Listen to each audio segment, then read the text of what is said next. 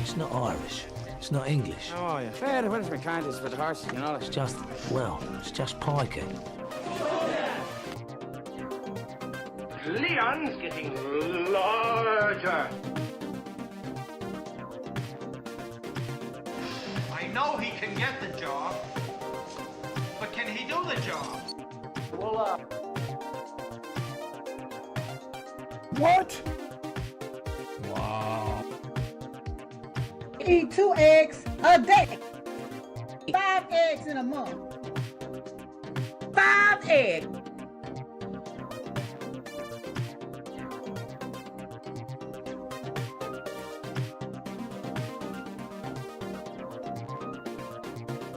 I know words. I have the best words. Enormous, really enormous.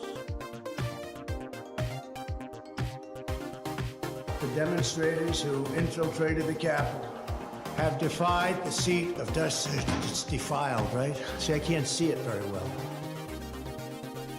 Hit that like, everybody. Don't let me be shadow bandaged, shadow canceled, shadow cankered. However it works, I don't know. There are forces aligned against us, allegedly. As far as you know, sure, why not? Hit the like, give a thumbs up. Scare that algorithm. Let it know you mean business.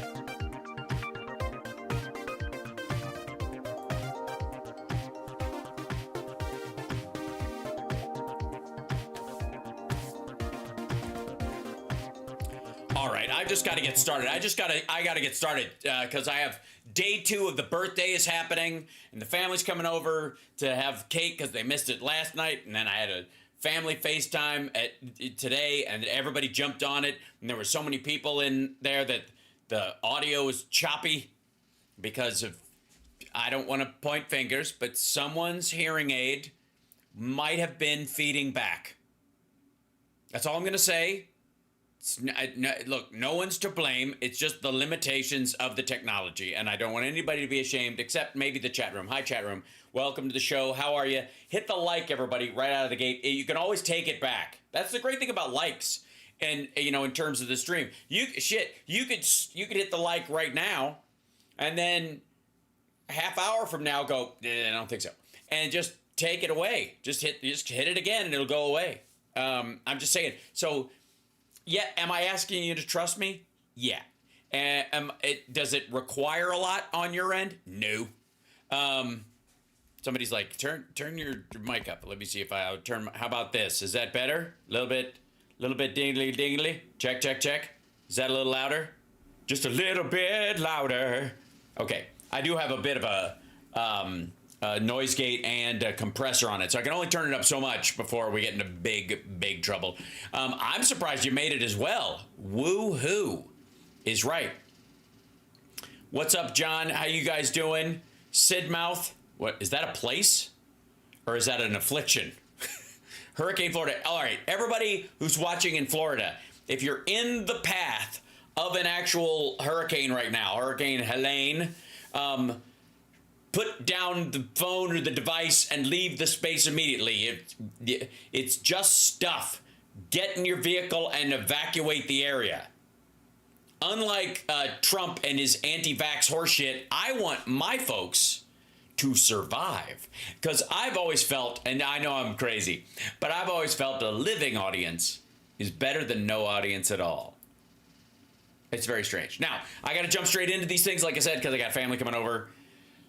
Payow. Thank you guys so much. Don't forget, hit the like, share the show, super chats, stars on Facebook if you want to help the show out. Instagram, really, basically, I don't know what you guys can do to help except write stuff. Hi, Hal. I'm not from the USA. I really follow the campaign run for both parties. Basic.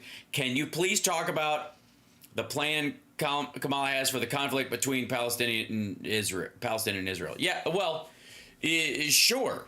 I mean, they're going to negotiate. She believes there should be an immediate ceasefire, a cessation of hostilities. The problem is the ceasefire has to involve the release of the hostages.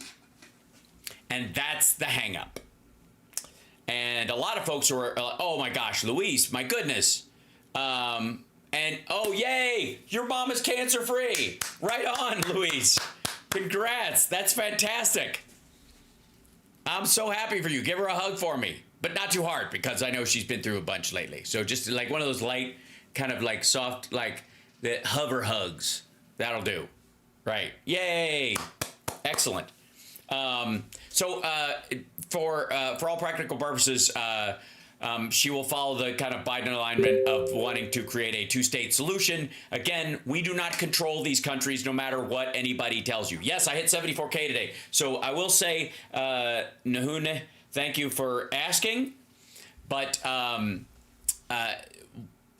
in all honesty, and this might shock you, this falls under what I would call the stroke of the pen fallacy. Which is the idea that, I don't know, all she'd have to do is this thing, and it would just fix it. And the only reason she's not doing that thing that would fix it, all she got to do is sign a thing, and it would just go away. This probably could solve it. So there's only two reasons. If you could just sign your name and it would go away magically, there's only two reasons you wouldn't do it. One, you're evil. Two, you're stupid, and you don't know. So you need me to tell you. All you got to do is sign the thing, and it'll go away magically. Really? Really? Will it? So that's not how it works. It's never how it works. And anybody who tells you that's how it works is manipulating you. They are lying to you. They are creating a binary choice so that you can be forced to make the perfect the enemy of the good, because in a binary, there is no there's no gray area. The switch is on or the switch is off, right? And so it's a trick. It's a trick. And by the way, you'll notice that the same people who are asking, like, how's she going to handle the conflict between Israel and Palestine? Notice how they're not asking about Sudan. Is that curious to anybody? Same body count, same ferocity, same internal territorial dispute, much of it around Darfur. You don't find that odd?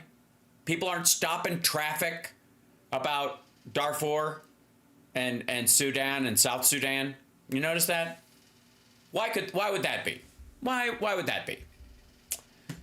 Why? Think about it for a second. Why does it not matter to them on that scale at all? I remember when Darfur mattered to a lot of people. I kept bringing it up, and I've been bringing it up, and I will continue to bring it up, but boy, oh boy. Yeah, Doc Christopher Haynes is on it because there are no Jews involved in Sudan. That's why. Also, the Russians aren't pushing the whole Jews are involved thing that they're pushing everywhere else because they are involved. There you go. Yep. So that'll give you a little taste of that. Now, look, how dare I even talk about that kind of stuff? I'm screwing up my look. Look, if it can happen, if this can happen to Jimmy Dore, it can happen to me. They're throttling content. Elon betrays free speech. Is YouTube suppressing Jimmy Dore? Dun, dun, dun. No. Spoiler alert, you just suck. I don't even have to do the clip now. This is going to get... Okay, I can't do that one right out of the gate. That's just rude. Can we go... Oh, yeah, let's go to these assholes. Okay. Can we do a little bit of popcorn time? Ladies and gentlemen, it's popcorn time.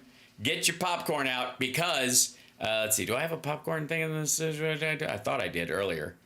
Dun, dun, dun, dun, dun. Nope. Okay. It is definitely popcorn time because the title of this one is Real America. Whatever. By the way, TM Real America. Danny Balls with Rep Matt Rosendale. Mike Johnson sells out on the CR again. Mike Johnson, you bastard. Oh, you bastard. And you did it on my birthday like a dick. Oh, you sold us out on the continuing resolution. You weren't willing to with the smallest majority in the House ever and a bill that would never make it through the Senate with the SAVE Act attached because it would retroactively fuck people out of their votes, which is kind of the goal. And it would also never be signed by the president. That it didn't pass the House because they need to actually keep the government functioning. Because I gotta say, it actually matters if our government works. All right, but not to these assholes. Speaker Mike Johnson works out deal with Senator Chuck Schumer to fund government through December 20th. This asshole, he's very upset. This guy's very upset. You can tell by his face.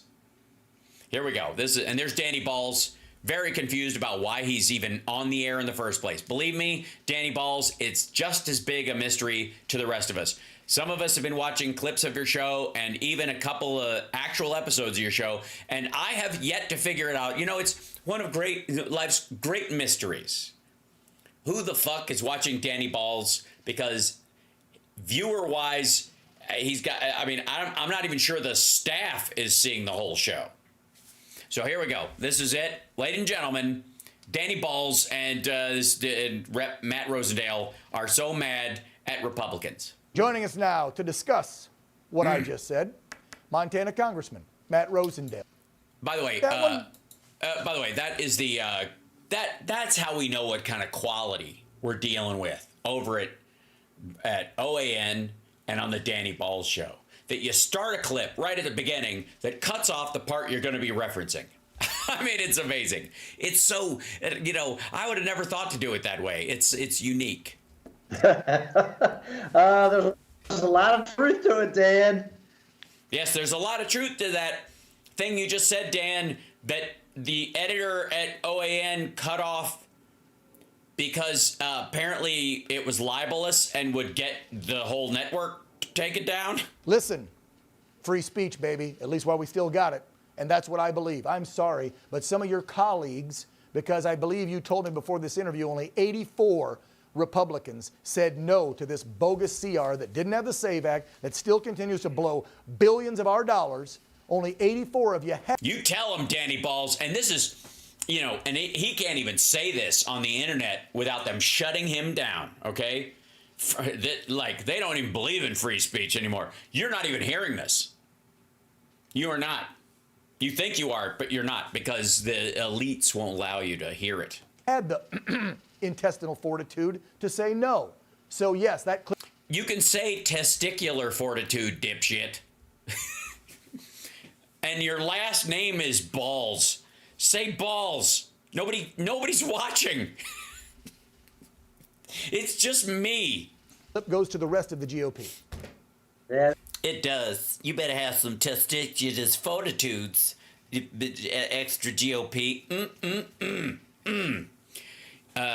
Gosh, I hope one day I can grow up to be that manly.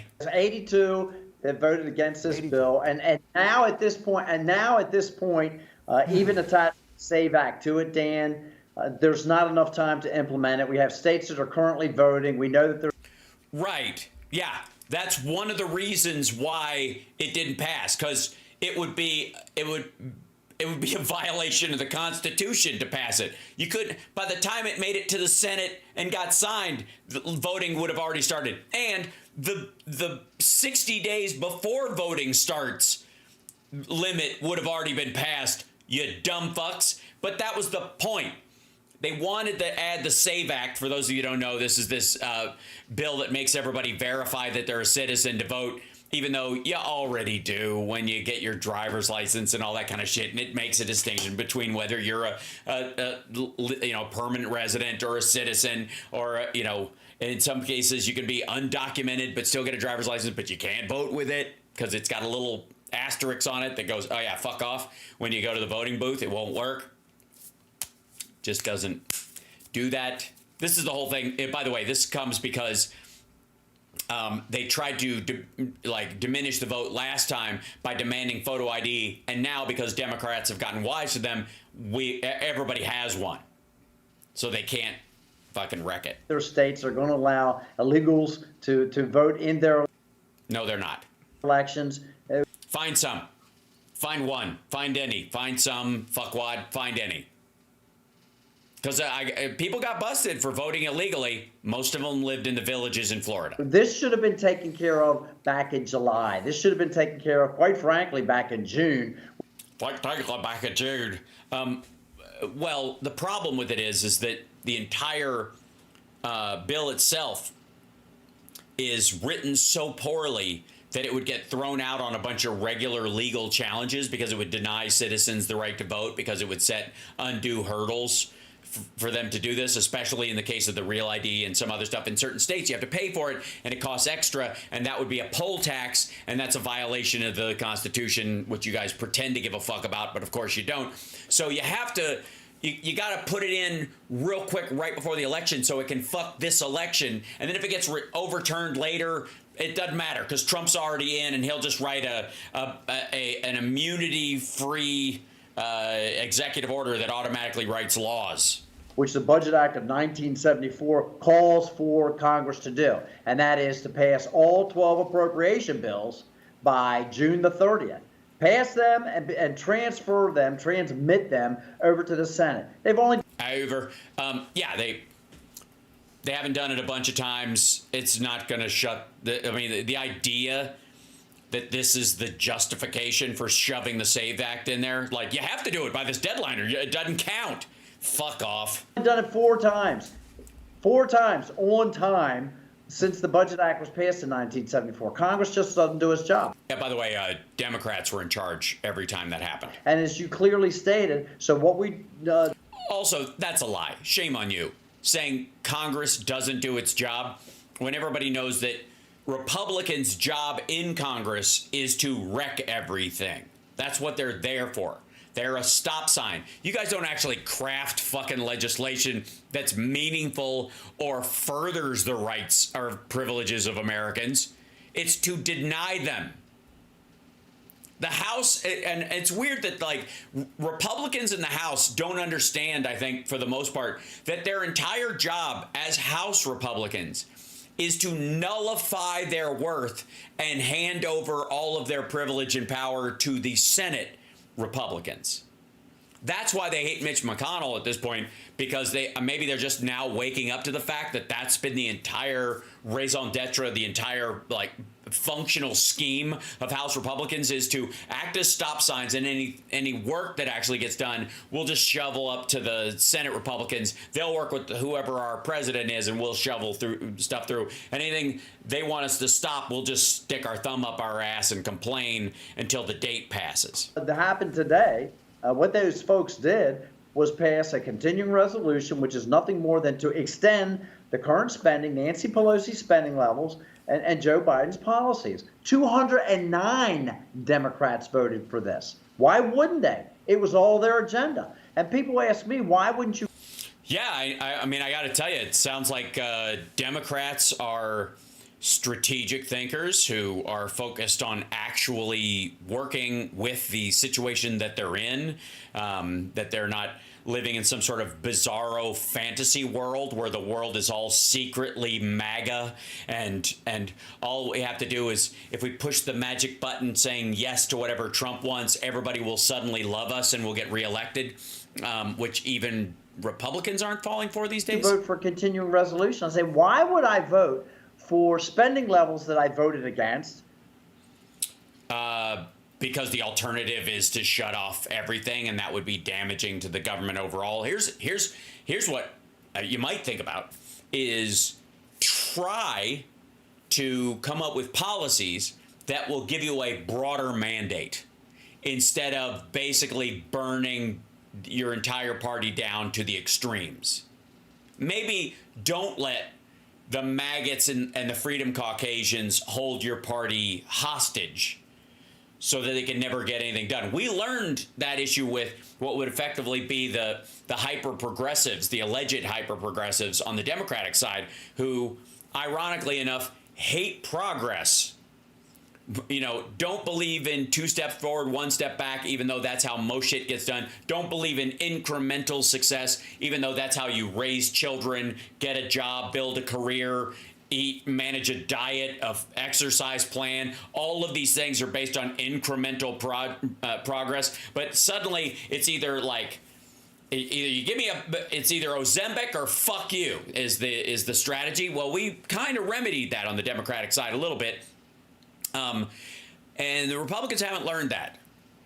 On policies that I voted against. And it contains all of the bad policies, all of the agencies that have been weaponized against the American people, the ATF, the IRS.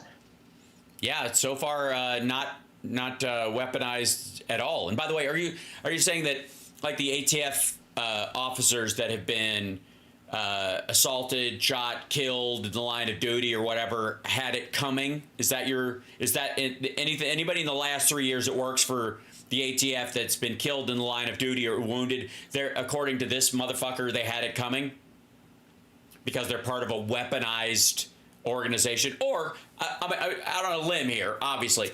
Or could it possibly be that your party is full of crimey criminals who can't get their shit together? Not only are they criminal, but they suck at it and they keep getting caught. You'll also notice that whether it's Eric Adams or Menendez or or any Democrats that run afoul of the law, we're like, yeah, kind of fuck that guy. I don't know. Bye. Right?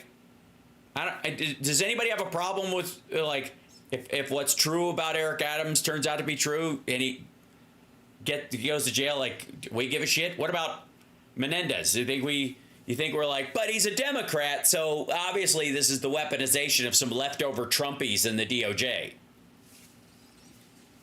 The Department of Justice, every single one of them, and at these grossly inflated numbers. It's terrible. Do Republicans like? It's terrible. My goodness. How am I supposed to do this? It's terrible. I got to vote for things that aren't mine 100% because we got this slimmest majority ever. And when Matt Gaetz goes to jail, we're going to lose our majority. There's going to be there's a very strong chance Hakeem Jeffries could be speaker before the fucking election.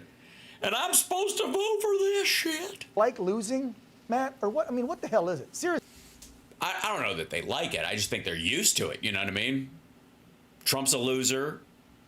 OAN's a losing network. I mean, I'm running this shit out of like a little office. It's not a basement because it opens out on the yard's ground floor. It's an important distinction. Thank you very much. But this is the green screen right here. This is the space I got. My space is so small my hand disappears because I run out of green screen, right? And I got more viewers than OAN does.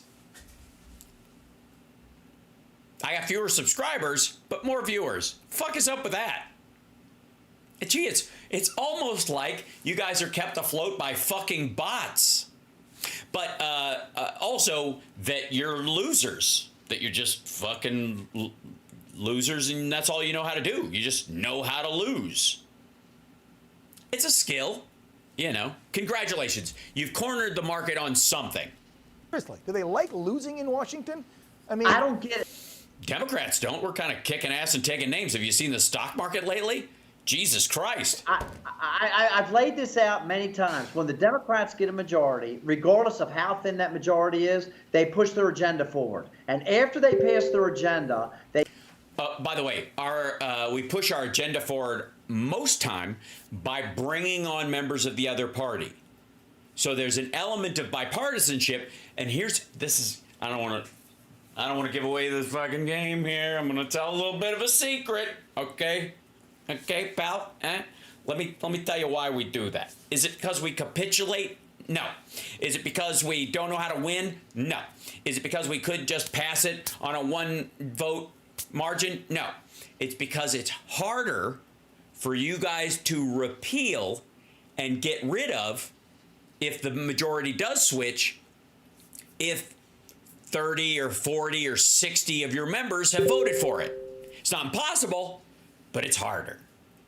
See how that works? See, we may not get everything we want, but we get what we want longer, and it gets time to grow, like the ACA. We need a little bit of you guys, and we scoop off some of those fuckers, and then you got to go yell at your own group before you yell at Democrats who you're always yelling at. See how that works? See how I feel like I shouldn't be telling them this. I really. This is OAN. Yeah, Real America with Dan Ball on. They all have the same fucking names. Yeah, and we're the snowflakes. That's right. Yeah, the reason we do stuff, even if it's just 10 votes here or 30 votes or whatever, the reason we do that is because it makes it way harder for these fuckheads to unravel the bills and the programs later. I'm sorry, Lokiera. Damn it, I've got to stop helping. I shouldn't have said it. Now they know the game. But can I also tell you the other thing? Even when they know how it works, they don't know how it works. They don't know how to make it work for themselves. They're fucking dumb. They're just losers, and they're going to stay that way. They come back and they try to make sure that they give cover to their vulnerable members, the members that are in more. Right, just what I said. Isn't that just what I said? Hey, you've got vulnerable members too, dumb fuck. And what do? You attack them. See? Look, I'd love for it to be us. I'd love for us to just be the fucking boss rolling in here, just fucking knocking everything off the table with our dicks. Great. That would be fantastic. But in reality, it's you guys are a bunch of fuck-ups. See? They can't even do it when they know the game. Oh, God. That's what you're supposed to, in purple districts. You can't just, the solution to a purple district can't be pretend it's super blue. Well, like, nobody on the Democratic side believes that. We all go, well, you know, it's a different group of voters. And if we want a Democrat in there and who votes with us 80% of the time, it's better than not all. These motherfuckers are like, red or dead. Like, it's so dumb. What we'll call moderate districts, what would be their right flank. When Republicans get the majority, instead of passing their agenda, they immediately go into protection mode and say, we've got to protect our vulnerable members and try and grow our majority so that Wait a minute. First of all, who taught you how to talk like this? Also, real quick, didn't you just say that when Republicans get in power, they try to do what Democrats do, and suddenly what's a good strategy on the Democratic side is a bad strategy on the Republican side? Look, see what I told you? What did I fucking say? I just told you. Like, even though I'm telling them how the fucking game works, this motherfucker can't even... All right, back up. Listen to this one more time. Son of a bitch. it's terrible. Do Republicans like losing, Matt? Or what? I mean, what the hell is it? Seriously, do they like losing in Washington? I mean, I don't get it. I've laid this out many times. When the Democrats get a majority, regardless of how thin that majority is, they push their agenda forward. And after they pass their agenda, they come back and they try to make sure that they give cover to their vulnerable members. Okay, so his idea is that they pass it first, then they give cover. I don't know what the fuck that means. But it's something he made up in his head. Members that are in more what we'll call moderate districts, what would be their right flank. When Thank you, Mighty Bryce. Republicans get the majority, instead of passing their agenda, they immediately go into protection mode and say, we've got to protect our vulnerable members and try and grow our majority so that it's larger. And it's like, no, you pass your agenda first. And when you start taking things off of the table on what you are and are not willing to do, Chuck Schumer knows that he knows. I've often said that. Chuck Schumer knows. He does know. Chuck Schumer knows. There's never going to be a government shutdown. He knows it. So why? He knows it. Why in the world wouldn't he just make his demands about what he expects the funding mechanism to look like? Again, no. Cool story, bro. Explain the infrastructure bill to me, because it became a law. It was signed into law. It was bipartisan. Nothing in it was new to the Biden presidency. There was nothing in the infrastructure bill that suddenly became magically technologically possible. There weren't new, cheaper forms of asphalt. There wasn't a magical folding bridge somebody had, invented during the inauguration. So if everything in the infrastructure bill that became the Infrastructure Act could have happened under Trump, why the fuck didn't it? Democrats would have voted for it.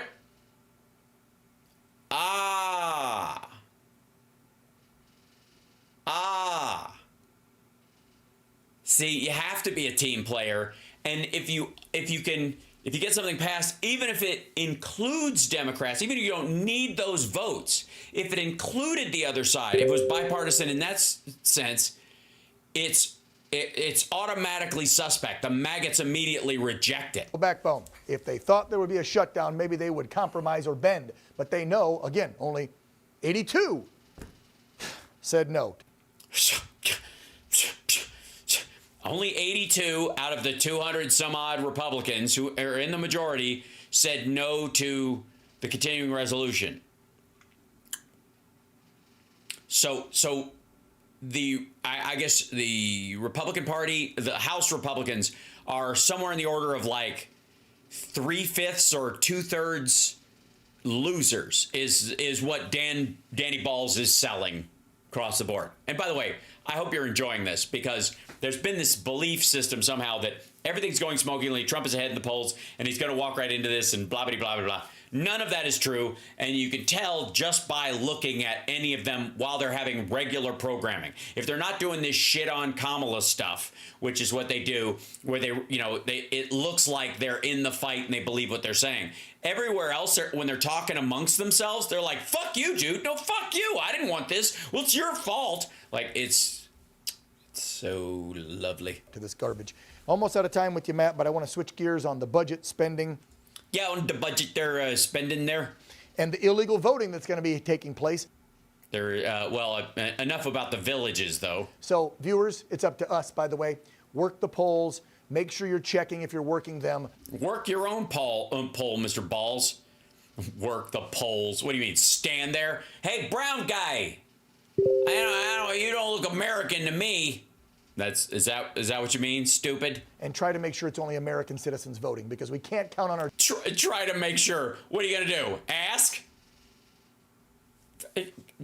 Gary, it's me. Yeah. Is it, though? Is it? I don't know. I don't know. The other day when you said you wanted to go out for tacos, you threw on that funny, like, tacos. I thought at the time you were messing around, but how do I know you're not Mexican? I never really asked, did I? Huh? Say enchilada. Enchilada. Motherfucker, I knew it. Our damn government. Last one to you is another big vote that happened today, Matt. Yeah, huge, dude, great, amazing, wow. What is it? They have to get the local people out to monitor these elections. Yes. They brought a piece of legislation up today. Yeah. Again, it was another messaging bill that's not going anywhere, and That's the spirit. would designate. It would allow Congress to designate who the poll watchers were going to be. I've looked around that room. I don't want Congress selecting who the poll watchers are. Me neither. Well, believe me, you're in Congress. We all agree. And again, sorry. So House Republicans put forward a bill today that would allow them to pick the poll watchers in all the different states. And it passed, I'm guessing, on some, or passed or failed on a party line vote, more than likely. And you hate it, and it's your bill? No. All right, I'm totally switching gears here real quick, because my last question's an easy. Yeah, wrap it up, because obviously, whatever the question is, there is not going to be a genuine answer. Easy one. I wanted your input on the House Foreign Affairs Committee voted today to hold in inherent contempt good old Mr. Secretary of State Antony Blinken for his failure to appear. They've been asking him to come before this GOP-led committee for months concerning the botched withdrawal from Afghanistan. Okay, first of all, presumes facts and evidence. It was not a botched withdrawal. It was an actual withdrawal from a war zone that involved the death of service members. That's not botched. That's just reality. That's why Trump didn't do it while he was in office, because there was no way to do it without people dying. And he knew it, and everybody around him knew it. So you're like, yeah, punt it into the next, president's lap. Or if you get in there, you can always just pretend you didn't mean it and push it for another 4 years until it's somebody else's fucking problem. And I wanted to get your take on accountability when it comes to the Biden-Harris regime. And well, also, Anthony Blinken didn't create the plan for the exit. Trump did. What are you going to do? Blame the fucking Doha agreement on him? Mr. Blinken and those 13 brave souls lost. It's a tragedy. And yeah, I you know how Trump's always saying you shouldn't remove the military first? Well, we didn't. Biden sent in 6,000 troops to aid in the withdrawal of everybody. But also, if you're going to release 5,000 Taliban, maybe arrange to do it after we've left. I would think there might be a strategic reason why you pull back military to a certain area and then do the evacuation. Why have them spread out in the country while the rest of the people are getting out? There's a debate there. I don't think there's any debate at all on whether or not, if you're going to release 5,000 terrorists, doing it after we've left would be preferable to before we start to leave. And that was Trump's plan. Yeah? Okay. no one has been held responsible for that, and it did not have to happen, Dan. And so we. Well, yeah, I mean, Trump was not going to leave at all. We now know that. He said they were violating the Doha Agreement, which meant he wasn't going to follow through. He said he's going to keep Bagram, and you can't leave and stay at the same time. We have tried to impeach some of these people that were involved with it. They're trying to bring Anthony Blinken in to give, his testimony about what happened, but it was an absolute failure. You didn't think to bring in any of the people who actually were the architects of the timetable? I'm just saying, strategically, you can bring in Blinken and those guys afterwards for the execution of it, but maybe bring in the people who were the architects of the deal in the first place? Like Trump's advisors and stuff who crafted the Doha Agreement, and, maybe just bringing in, Pompeo and Trump himself and whoever, dipshit number 3 who had most of the ideas that were in that 4-page document. They're like, yeah, just have them sign it. Fuck it. We're not going to really follow through with it anyways. That withdrawal, and it did not have to happen that way. And it is a shame that we lost 13 brave soldiers out there who were trying to protect American citizens and, quite frankly, Afghanis. Yeah. But here's something else too. Primarily Afghanis, because the explosion happened on the Afghan civilian side of the airfield. There's literally a separation between American staff and people who are leaving out this way and Afghans who are leaving out this way. That's why the Taliban allow that ISIS-K bomber in, so that he could, basically letting him kill a bunch of people to scare all the people that were the brain drain that they were having. All the people who were leaving, who knew how to run everything in Afghanistan, were bugging out of the fucking country because, I don't know, some of them maybe have daughters or wives or moms they actually give a fuck about. And so they were planning on leaving, and this was to basically stop them.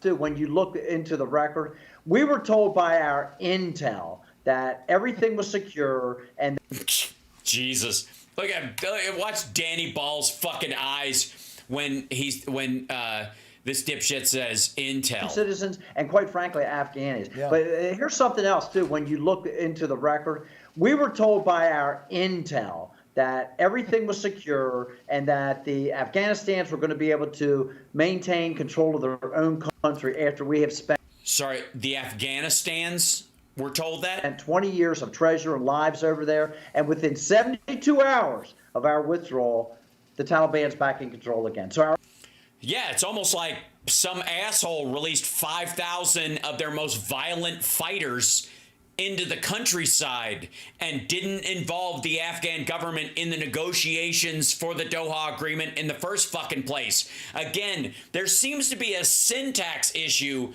dumb fuck, with your committee hearing that you want to have about the withdrawal. Maybe, just maybe, talk to the people who drafted the fucking thing. Our intel has failed miserably as well. No, they haven't. No. Because the intel was based on, well, I really hadn't factored in you releasing 5,000 terrorists into the countryside. That kind of throws a monkey wrench into the entire thing. So we're going to have to carry the two and redo. I'm going to need some scrap paper. And people need to pay. I'm sorry, it's only a slap in the face to the 13 fallen and their family members, but every single active duty and veteran that served in that never-ending war for 21 years. It ended, fuckwad. I mean, what a great example. Thank you, Danny Balls, for being such an asshole and salvaging even the crumbs of of bullshit that this guy dribbled out by pointing out that you regard this as a never-ending war that Biden ended. 100%. Not, well, we'll have a skeleton crew there like Trump has been talking about lately, or we're going to keep Bagram. We got the fuck out. You can't call it a goddamn never-ending war. Biden ended it. He ended it. Artist is like, Hal, you're yelling to the choir. No, I'm yelling at this fuckwad because he gets really mad because he does actually see these clips sometimes. So, it's a total slap in the face. I'm out of time. It's a total slap in the face to, I guess, accuse everybody who fought there and everybody who was there of cowardice as well.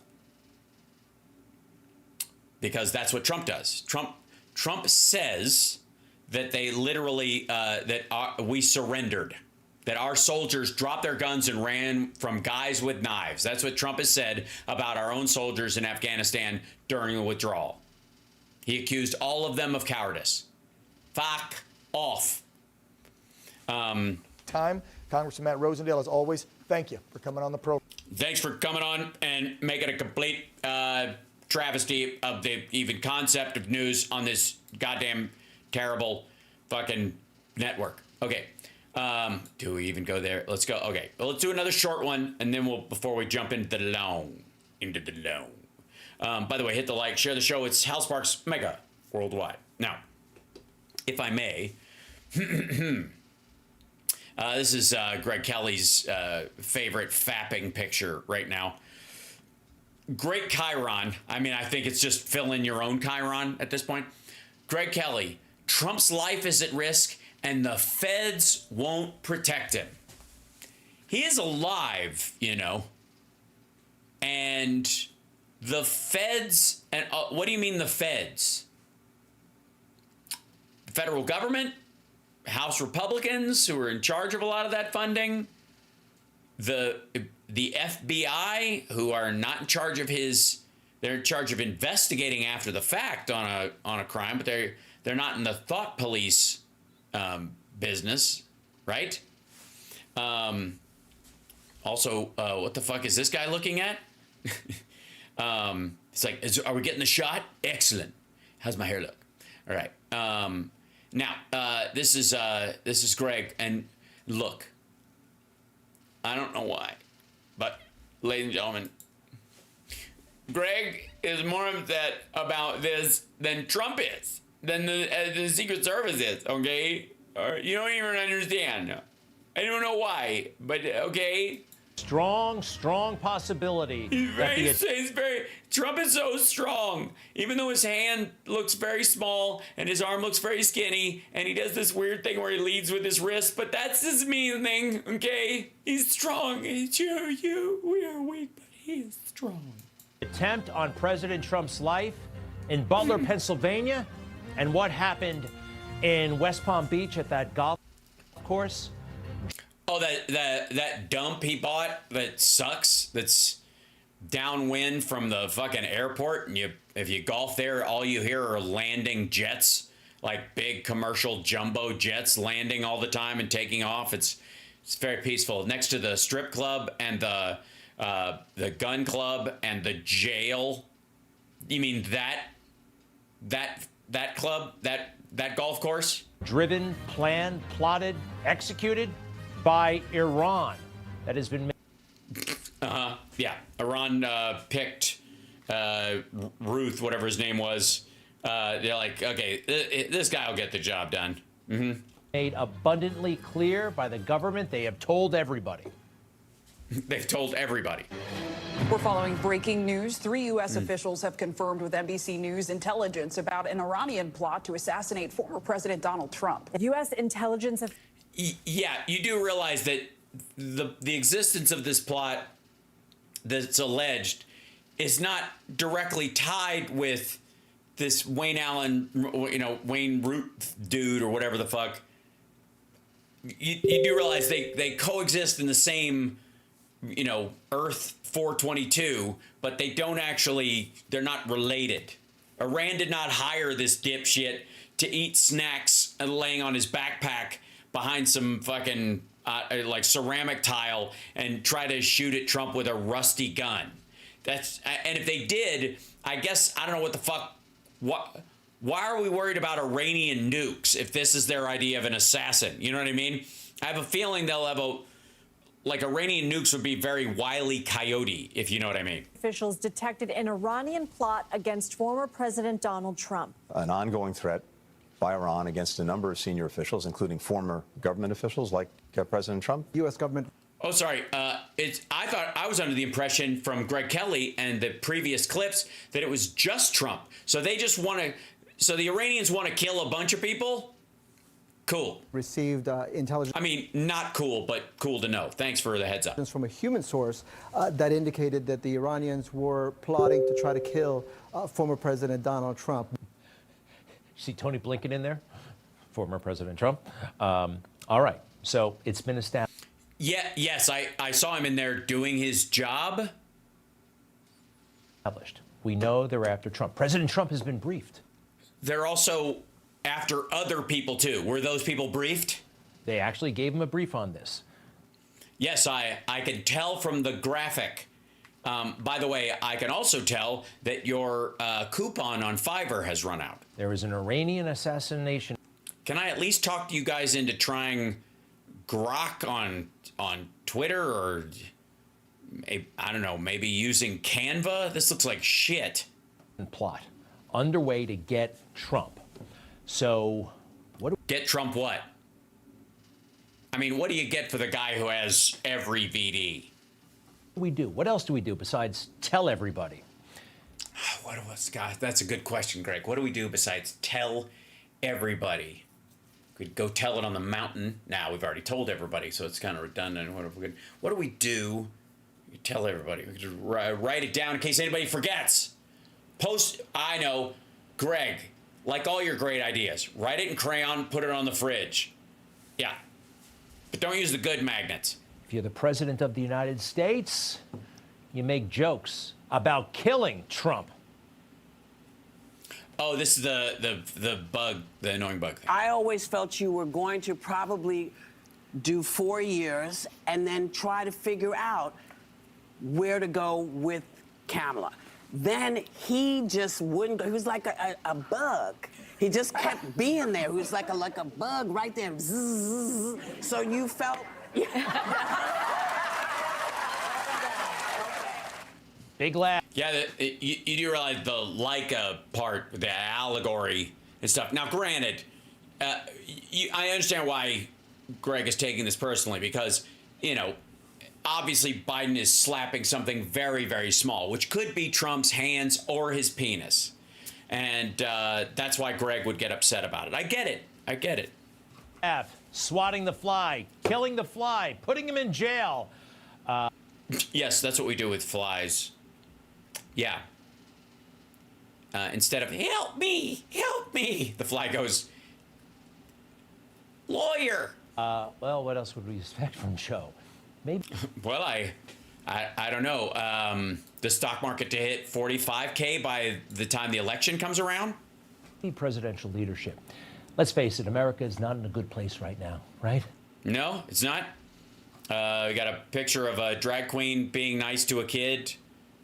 That's terrible. Okay, what's happening here? Someone's yelling at a police officer. We're not quite sure about what. Is that a Jan 6? Is that a Jan 6 shot right there? I mean, I can't tell from the... Oh, somebody's smashing a window. Okay. These are all... You do realize these are from 2020, right? Also, I don't know what these folks are doing. Someone... I don't know if somebody's pouring... Are those Twizzlers? What are they pouring out of there? And then, of course, these people are, I guess, Muslims protesting on behalf of Palestine. That's, by the way, taking up a huge chunk of this picture. I'm just saying, none of which is dangerous in any way. We have one backwards, upside-down country we're living in. Great. Thank you. Thank you, Greg. One backwards, upside-down country that we're living in. But since in space there is no up, how would we know? I mean, honestly, I think I live in the northern hemisphere, but isn't it only because we called it that? Maybe this is the southern hemisphere, and the Earth is upside down. Made you dizzy, didn't I? 30 years ago, we were in a better place. I may not have been thrilled with... 30 years ago. Aren't you supposed to be doing 4? Oh, you can't because, you know, COVID and George Floyd riots and shit like that. Gotcha. Sorry, 30 years ago? Bill Clinton. But, you know, when somebody threatened a former president of the United States, you kind of threatened America. That actually happened in 1993. George H.W. Bush was the subject of an Iraqi assassination plot. Wow, they were clearly looking to the future, weren't they? Here's what we did. Just about 6 hours ago, U.S. forces launched Tomahawk missiles against an Iraqi intelligence site in Baghdad. President Clinton ordered the strike after there was what he called compelling evidence Saddam was behind a plot to kill former President Bush. Mr. Bush visited Kuwait in April to accept an honor for his role in leading coalition forces in the Gulf War. President Clinton's message to Saddam, you will not go unpunished. Wow. President Clinton. He just beat him in an election a couple of months earlier. There might have been. Yeah, but also, I don't know if you know this, but George Herbert Walker Bush showed up at the inauguration and didn't try to lead granted, a failed insurrection at the Capitol at the same time. You know what I mean? And it's not like you shouldn't protect Trump's life. He's fine. But also, what's the plan here? We're supposed to bomb Main Street in Iran because the leadership or the Republican Guard is, I guess, has some sort of plot that they want to kill Trump. So we should kill a bunch of citizens there? Brilliant. Been real friction between the two. Yeah, but, I mean, old school friction, you know? I have different political ideas than you kind of friction, not I tried to send a mob to hang my vice president because he wouldn't help me steal the election from you kind of friction. That's leadership. Bill Clinton has his faults, had his faults, of course. Oh, his faults are gone? Well, that's nice. But on that day, he did the right thing. America did the right thing. Okay, so again, we had just been engaged in missile strikes inside Iran because they had attacked Kuwait specifically. Now, Iran fired on Israel, and you could argue that there might be alignment with that plot to hit Trump, but it's a bunch of other people too. It's not just Trump. This evening, I want to speak with you about an attack by the government of Iraq against the United States and the actions we have just taken to respond. This past April, the Kuwaiti government uncovered what they suspected was a car-bombing plot to assassinate former President George Bush while he was visiting Kuwait City. Okay, so it was a direct attack while he was there overseas. Cool, okay. The Kuwaiti authorities arrested 16 suspects. As opposed to a general vague scheme that they want to do it to Trump. Okay, cool. So very distinct. direct response to an actual plot that got on its feet and was directed, but it was intercepted by the Kuwaitis. Cool.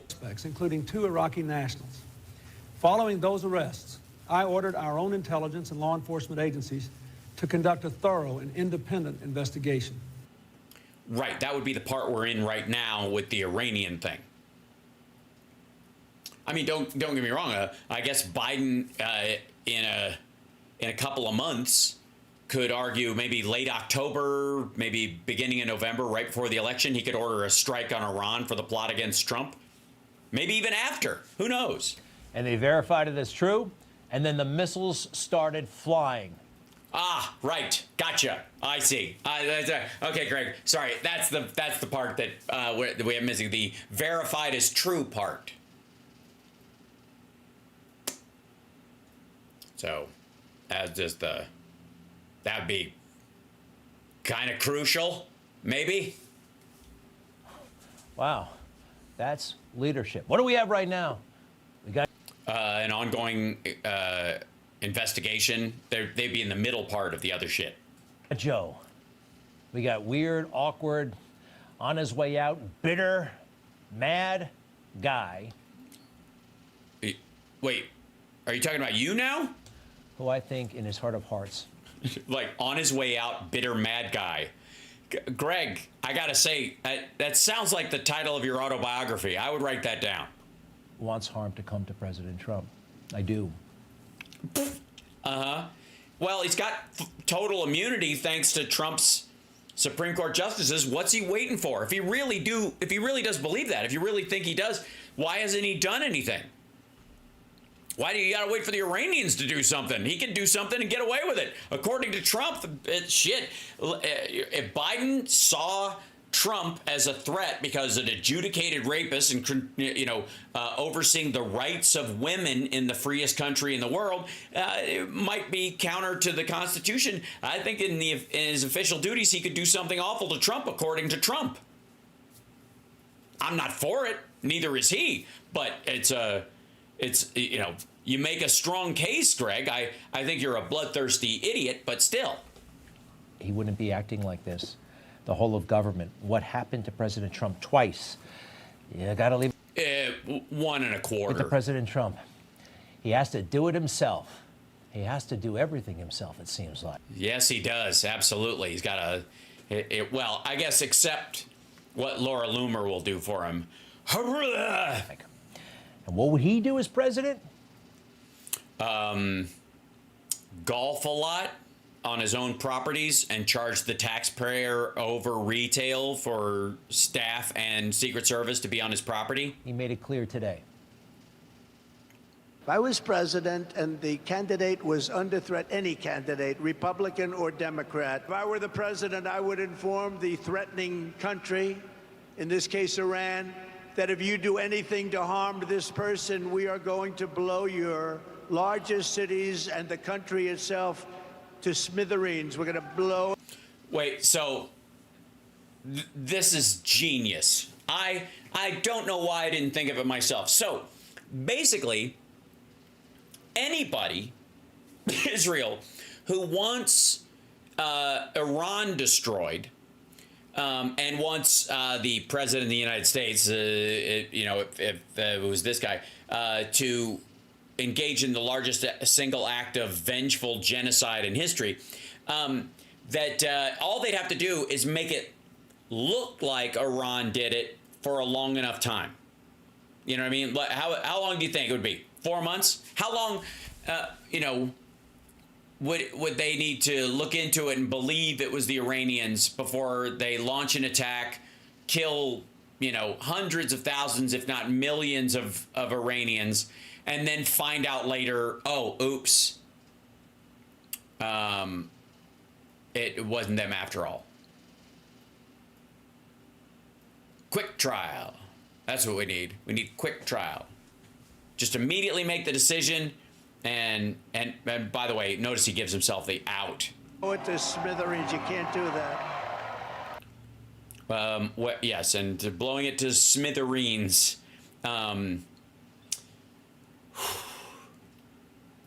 You can't blow it to smithereens. You can't. can't kill a bunch of people because of what members of their government did. I'm just saying. And there would be no more threats.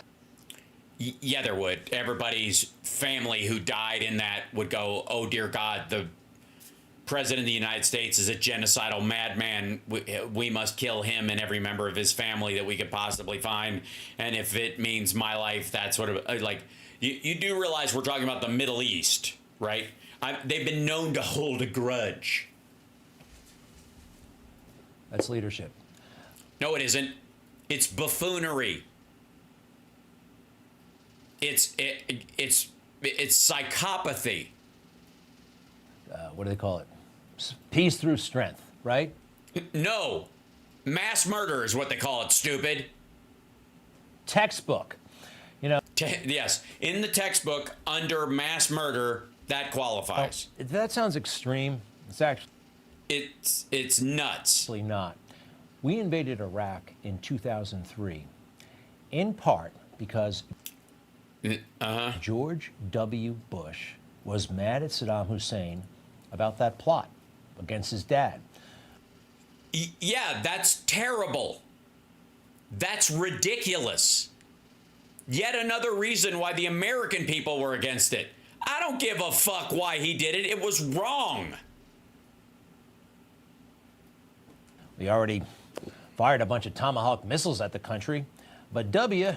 Yeah, but at ammo sites and military bases. Made it clear that he harbored real resentment against Hussein for what he did, and many believe it was a component in his choice to go to war. Right. And it was stupid. There's no doubt it. After all, he went after tried to kill my dad. His hatred is mainly directed at us. There's no doubt he can't stand us. After all, this is the guy that tried to kill my dad at one time. I mean, no weapons of mass destruction. We know they lied about weapons of mass destruction. But, I mean, you got to give them points for killing hundreds of thousands of Iraqis because of a grudge from 1993. The fuck? Maybe this was the real reason why we went in. No, it wasn't. PNAC was the reason we went in. Project for a New American Century. Meanwhile, Donald Trump, two times, and they don't even want to really beef up. 2 times what? 2 times what? Sorry, how far away, how distanced do you have to be from the actual plot being carried out for it to qualify as an attempt? Do they have to be, because there was a guy who was like within feet of Obama with a gun at one point, and he was like, holy shit, I'm concealed carry, and I've got a gun, and there's Obama, and fuck, and I just turned a corner, and I have it, and I hope I'm not going to get shot or knocked down by them. You know, did that qualify, right? Did that qualify as an attempt on Obama's life? If they'd have shot that dude because they just saw his gun, would that have qualified? Would that have been okay by you, Greg?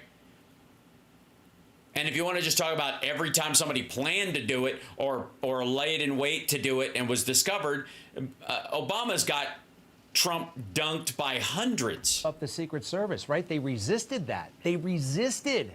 And they didn't claim responsibility. Oh, this is somebody else's fault. Not us. Not us. Yeah, the 2 local police who were watching the roof got called away because some idiot said, there's a guy down here with a gun. And they went, okay, you guys look for him. We'll stay up here and watch our spot, because if we leave, this is one of the few places that's kind of the easiest target spot. So we'll just stay here and watch the roof. If they'd have done that, a shot wouldn't have been fired. Not from that guy anyways, not from Crooks. Today, Donald Trump had a few things to say about the lead investigative agency into what happened, the FBI. Yeah, by the way, the FBI is not standing outside their own building with a big, giant, fake FBI logo on the front of it in their helmets and gear left over from, I guess, 9/11.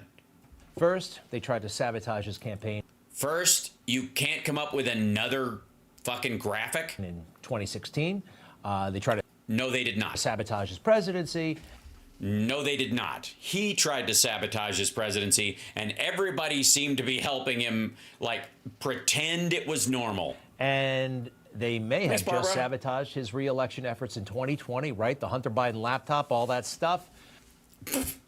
Well, I'm sorry, what laptop? I've never seen it. So, I mean, I've literally seen more pictures of Greg Kelly's lazy boy recliner in his office than I've seen of the Hunter Biden laptop. And what are they up to right now? About 6'2". Anyway, President Trump with some well-deserved criticism for the Bureau.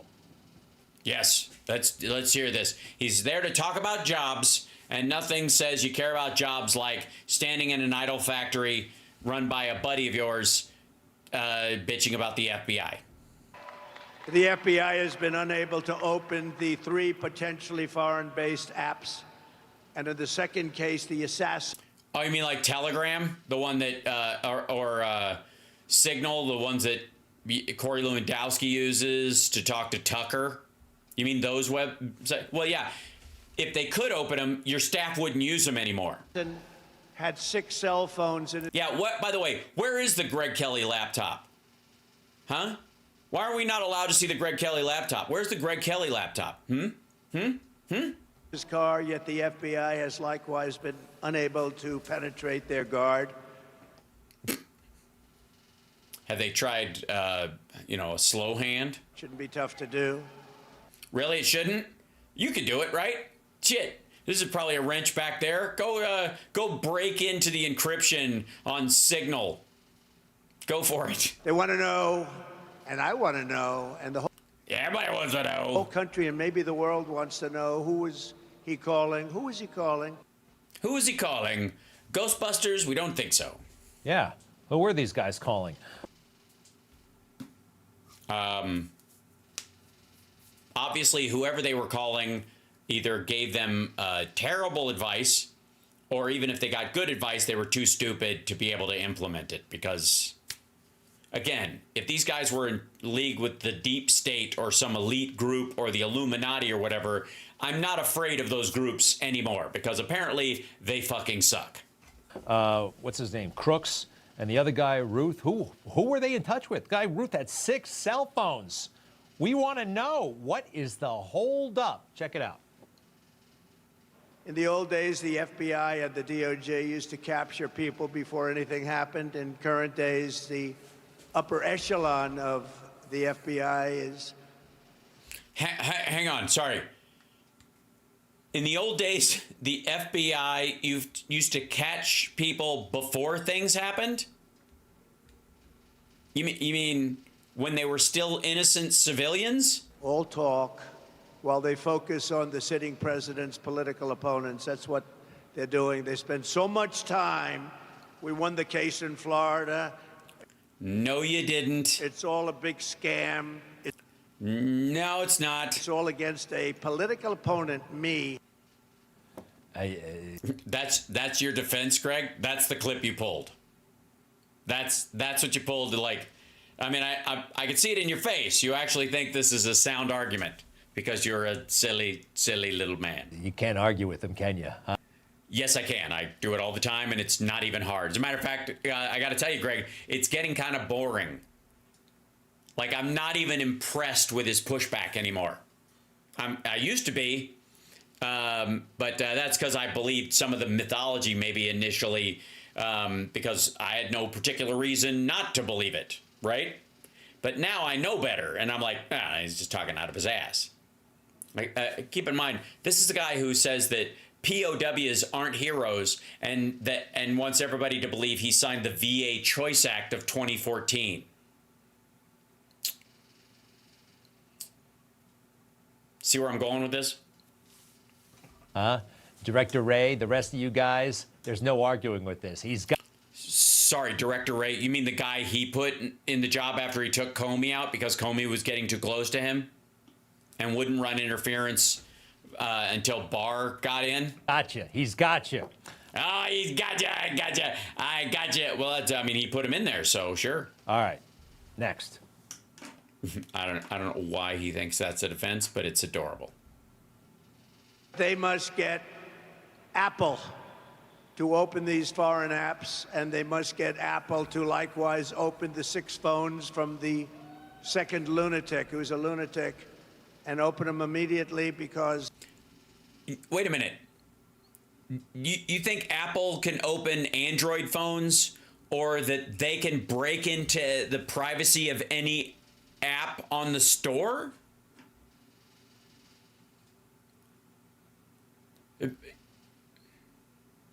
Do you really think that any of your staff would use Signal or Telegram or any of these sites, whatever the newest one is, if Apple could break into any encryption or privacy in an app sold on their store? Really? Oh my gosh, Jan, thank you so much. And Canadian too, so it's even nicer. We have a lot at stake, whether it's me or any other former president. They break into apps all the time. No, they don't. They had no problem breaking into the apps of the J6 hostages. They didn't have to. These assholes filmed themselves on Facebook.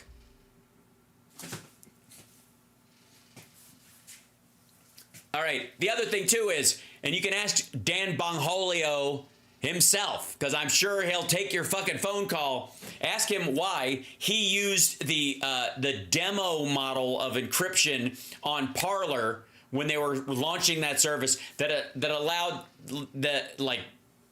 anybody, somebody just, I don't know who broke into it, but they literally, it was like the largest social media hack in history. I want to say it was 70 terabytes of information that they took from that site. And it had, not only because of the design of the site, not only did it have the pictures and videos these assholes took on January 6th of themselves committing fucking crimes, but they were direct copies. They were file-to-file copies instead of, if you put a picture on Instagram, it's got all new metadata because of when it was uploaded. But it doesn't have the location data of the picture that's on your fucking phone. Right? Yeah. Bongholio's site was a direct transfer. So if you uploaded a picture, you just copied it to their hard drive and they displayed it. So it had the same fucking metadata that it had on your phone. So they were able to track all these motherfuckers. Why do you think they're getting 20 years instead of 3 or 5? Because they fucking filmed themselves. They broke into those apps. And no, they didn't. They didn't have to. These assholes think, oh my God, the Jan 6ers thought they were going to win. So they filmed themselves doing all this shit. You fucking moron.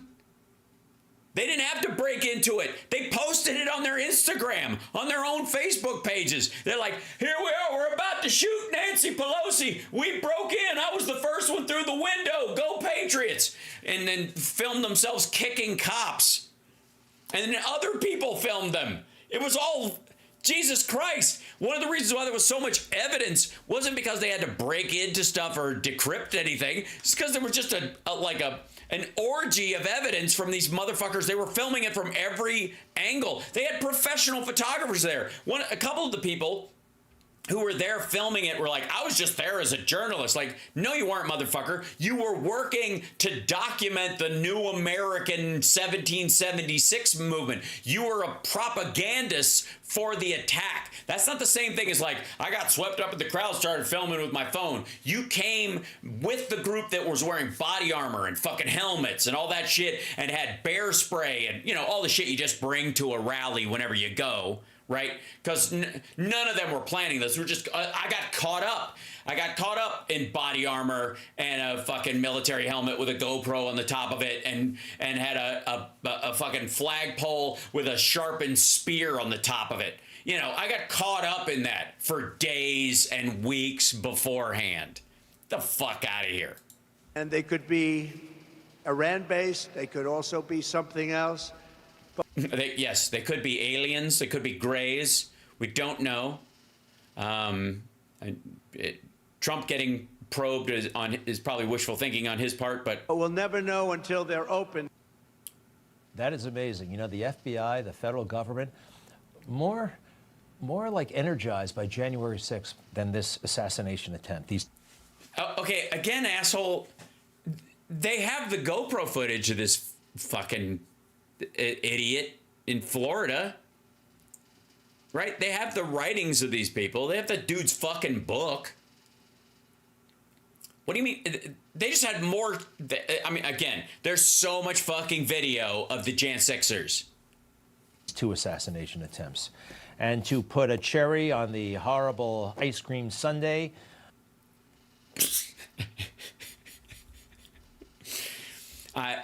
Greg, I love your analogies almost as much as I love picturing you miserable on the bus ride home. What does the government do? They go out of their way to find a Trump hater to investigate the assassination. That guy right there is Jeff Veltri, head of the Miami office. He's in charge of the investigation into the assassination, and he is a Trump hater. He was posting this stuff on Facebook. Big time. All over the place. Did you just burp on us? Hold on. Did you guys hear that from Greg? Posting this stuff on Facebook. Big time. All over the place. What was that noise? Ew. I don't even know that was a burp. It was just like air trapped in his throat, and he turned his neck and it squoze out through his second esophagus. Ugh. Erase those comments because Washington Times. FBI agent had to erase public vitriol on Trump, Mar-a-Lago, and field office's jurisdiction. November 20th, 2023. So this is last year. Okay, and he did? And what was the public vitriol on Trump? Was he mad about the fact that Trump tried to overthrow the fucking government? Gee, as well, that would look bad for the Bureau. But he still gets to... So Donald Trump's skepticism about the FBI and... Hey, fuck you. I got news for you. The FBI and law enforcement all over the place, and you should fucking know this, Greg, you piece of shit, constantly has to deal with people they know are guilty, or people that they know are guilty of other shit, but not the crime they're investigating, and they gotta let it go. Happens all the fucking time, and they don't like it, but they do it anyways. Including this dude. He's going to try and find, every piece of information he can about the dude who tried to kill Trump. And if there was another, secondary plot supporting him or any of that shit, that guy's going to find it out, even if he fucking can't stand Trump. All you're telling us is that this is how you act. That if it was a Democrat or something like, you would expect them to slow walk shit. And the whole of government, quite frankly, I share it. When you have a president of the United States talking to his opponent like this in public, not only we see it, the federal employees see it. What kind of signal does that send? I went to the World War II cemetery, World War I cemetery he refused to go to. He was standing with his 4-star. Look at, how about what's Trump with the butthole mouth while he's talking about the World War I cemetery going? General. And he told me, he said, I don't want to go in there because they're a bunch of losers and suckers. My son was not a loser, was not a sucker. You're the sucker. You're the loser. Right, yeah. I'm sorry, how fucking delicate is Trump? Greg. Seriously? So Trump was threatening the lives of little Marco and I guess Jeb Bush and everybody else he was mocking. Ted Cruz's fucking wife. So when you talk about that, talk like that, I think that language set up the assassination attempt to be. All right. Nobody shoots somebody for talking shit. The guy, it's in his fucking book. He voted for Trump, and then he was mad at Trump for getting out of the Iran deal because he had no replacement for it. It's in the fucking book. He's a disgruntled Trump voter who now supports Nikki Haley and Vivek Ramaswamy. Fuck you, dude. This has nothing to do with Joe Biden's attitude about any of this shit. Like, why aren't you like Nikki Haley was actually running against Trump in his own fucking party? Begin with, right? And it tells the government to, well, if you want to do something bad to this guy, he's not going to be upset. Look. There's a... Dude, why would he even have to mess around with it? Again, thanks to Trump, he has total immunity. If he wanted him gone, he could be gone. He doesn't have to tap dance around it. He doesn't have to hope some dipshit takes a pot shot while he's golfing at his shithole golf course south of the airport. Is it north of the airport? I don't know. The map looks like it's south of the airport. But either way. A great big new Senate report on the assassination attempt in Butler. All right? It's fascinating stuff what they came up with. Greg has not read it. Just saying.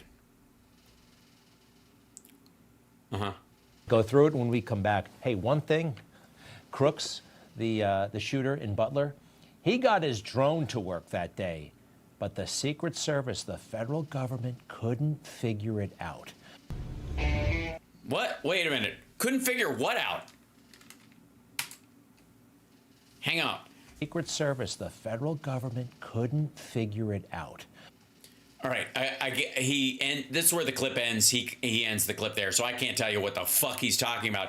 But Crooks flew a drone over the area. Should have been a red flag. I agree. But the federal government, it wasn't like they were confused and didn't know how a fucking drone worked.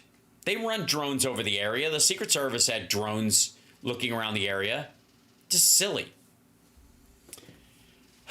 Sometimes you just gotta let yourself enjoy the discomfort. Now, I am running out of time, but we've got to get to this. It's rare. Ladies and gentlemen, it's rare that we get a moment like this. It's rare that we get to see a side of Donald Trump of beef. No, well, I mean, that this lady can explain to us, quite frankly. Ainsley Earhart, is it Ainsley Earhart? First Lady Melania Trump full interview on Fox and Friends. This is for her book, not for the presidency and not for the candidacy of her husband, just for the record. Sometimes in order to succeed, you must be willing to take risks. What? Did the risks early on as a model prepare you for life as the first? Look at this. Yeah, this is not about her husband's candidacy. This is about her book. This is it's one of the only things that she can, she gets to keep every penny on, right? And also, creepy cover. I'm just saying. It's a little weird. Lady. I think nothing prepared me more to be first lady in front of the world than the fashion industry. Yeah, I get it. Yeah. It certainly wouldn't be charity work or public work or volunteerism or anything. No, of course, obviously, the modeling industry really is what the first lady's role is about. The fashion industry, it's glamorous, but it's at the same time very tough. And as everybody judges you, look at you a certain way. So it's... Yeah, but you don't actually have to do anything. It can be mean world as well. Yeah. I heard Ghislaine Maxwell was kind of rude sometimes. Not to you, obviously. So nothing prepared me more for this world than fashion. Because you didn't do anything else? Real quick, I don't want to help you out. Maybe motherhood? Maybe, caring about another human being more than yourself, and that experience as a parent that kind of makes you look to a future you may not be a part of because you're see where I'm going with this? Nah, fuck it. Just modeling. You're right. My bad. I don't know what I was thinking. It gives you a thick skin. So it was August 27th, 1996. Wait a minute. I didn't know Trump was a model. His skin looks like it was made out of burlap. And you had this modeling contract. You have 2 suitcases. With who? A carry-on and a passport. That is all you brought with you to America. And my portfolio. And your portfolio. That was very important. Absolutely. Yes. You need to find a job. Yeah, absolutely. Or your visa will run out and then, not a job. What's the word? Husband. So 10 years, and you hit the ground running. You didn't even go to your apartment. You immediately went to work. Correct. Tell us about that. Well, when I arrived to New York City, I still remember it was Tuesday afternoon, early afternoon. I went directly from the airport to the agency. So I start right away. You sign the contract, they copy your You mean that's because you were here on a work visa? portfolio. That you overstayed. And you start. So Yeah, see, I didn't, you know what? I should try modeling. I had no idea it was so easy. So you just, all I need is a suitcase and a carry-on and a passport, and I just show up at a modeling agency and you just start? Cool. So it was an exciting time. So Yeah. The 90s. 10 years later, after arriving here, you find yourself raising your right hand and reciting the Pledge of Allegiance and becoming an American citizen. You had no idea at that moment you would go on to become the First Lady of the United States of America. What did that day become Yeah, especially as the third wife of someone. a citizen mean to you? I was very proud. I went through the process, and that day was a big celebration. Was very, very proud. I mean, I don't need to hear anymore. I mean, I mean, she's captured it. So meeting Donald Trump, how did you meet him? We met at the party, and you could. Whose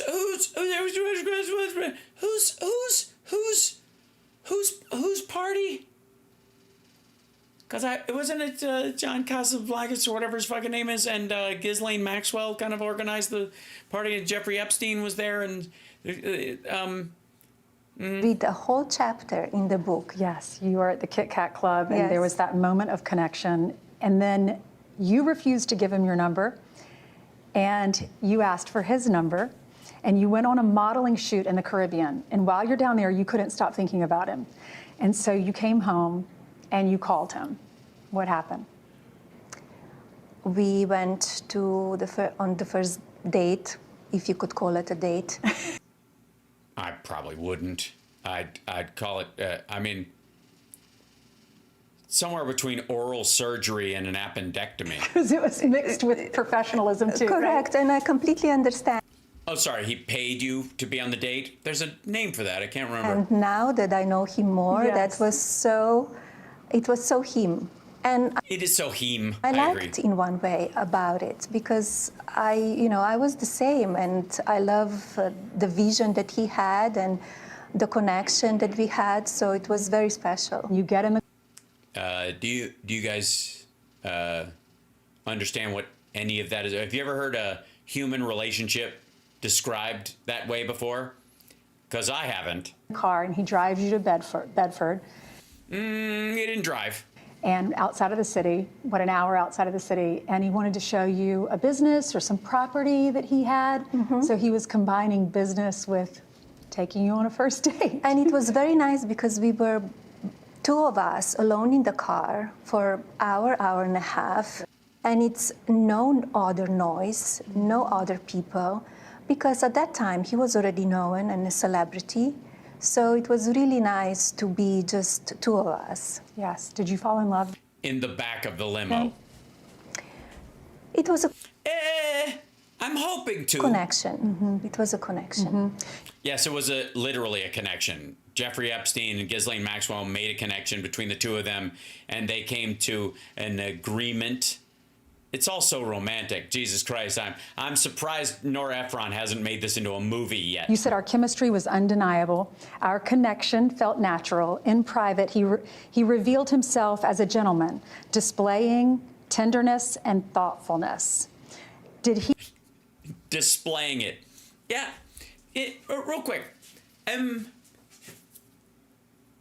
Normally, when you say someone is displaying tenderness and thoughtfulness, maybe just say what they actually did. Let the reader decide whether that's exactly what was happening.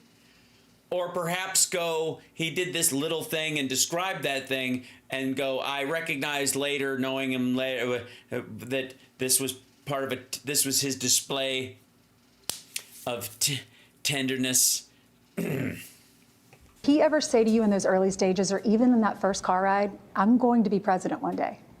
No, we didn't discuss. That time not. Did he tell you eventually? Soon, Did you know but soon later, Oh, yes, okay, yes, okay. yes, soon later. So not that he would be the president, but he always was involved in politics. He was very...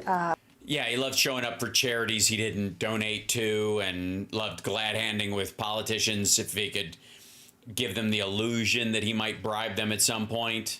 in tune what's going on in the world, and especially in this... Yeah, very in tune, especially that whole black dude not having a real birth certificate shit. That they bonded. You want to talk about a connection between these two. country. 6 years into the relationship, it's April of 2004. Yeah, thank you for jumping ahead. I don't need to hear anything about the first couple of years especially. And he proposes to you. Well, it was, first of all, it was my birthday as well. And it was a Met Gala. So it was all in one. We were all ready at home, both of us in black ties. So he... So you're both wearing tuxedos, all right? proposed that time. Describe your wedding day. It was January 22nd. Yeah, don't tell us about what actually happened. Just tell us the dates and the party you were at and the clothes you were wearing, because I think that sells it. I don't need to. Most of us are like, yeah, emotional blech. Just give me the details. I want to feel about this relationship the way I feel about a history test in 7th grade. 2005. It was almost a year after you were engaged. And Yeah, by the way, this feels like an immigration interview. you got married at Bethesda by the Sea, beautiful church down in Palm Beach, and then the reception And then never went back. at Mar-a-Lago. What was that day like for you and your family and your mom? It was an exciting day. It was exciting. Yeah, it was just exciting. I think the word I would use is exciting. You know what I mean? Obviously not beautiful, moving is obviously important. I wouldn't use that word. Exciting, that works. A busy day. Yes, exciting and busy. I mean, honestly, slow down, baby, because we're getting too much romance right out of the gate. This is getting a little syrupy for me and my audience. Exciting and busy.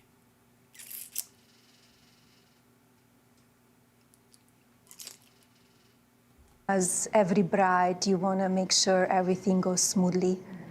And Yes, that's right. Busy, exciting, but you want it to go smoothly. it went. We had a good day. I'm sure. It went.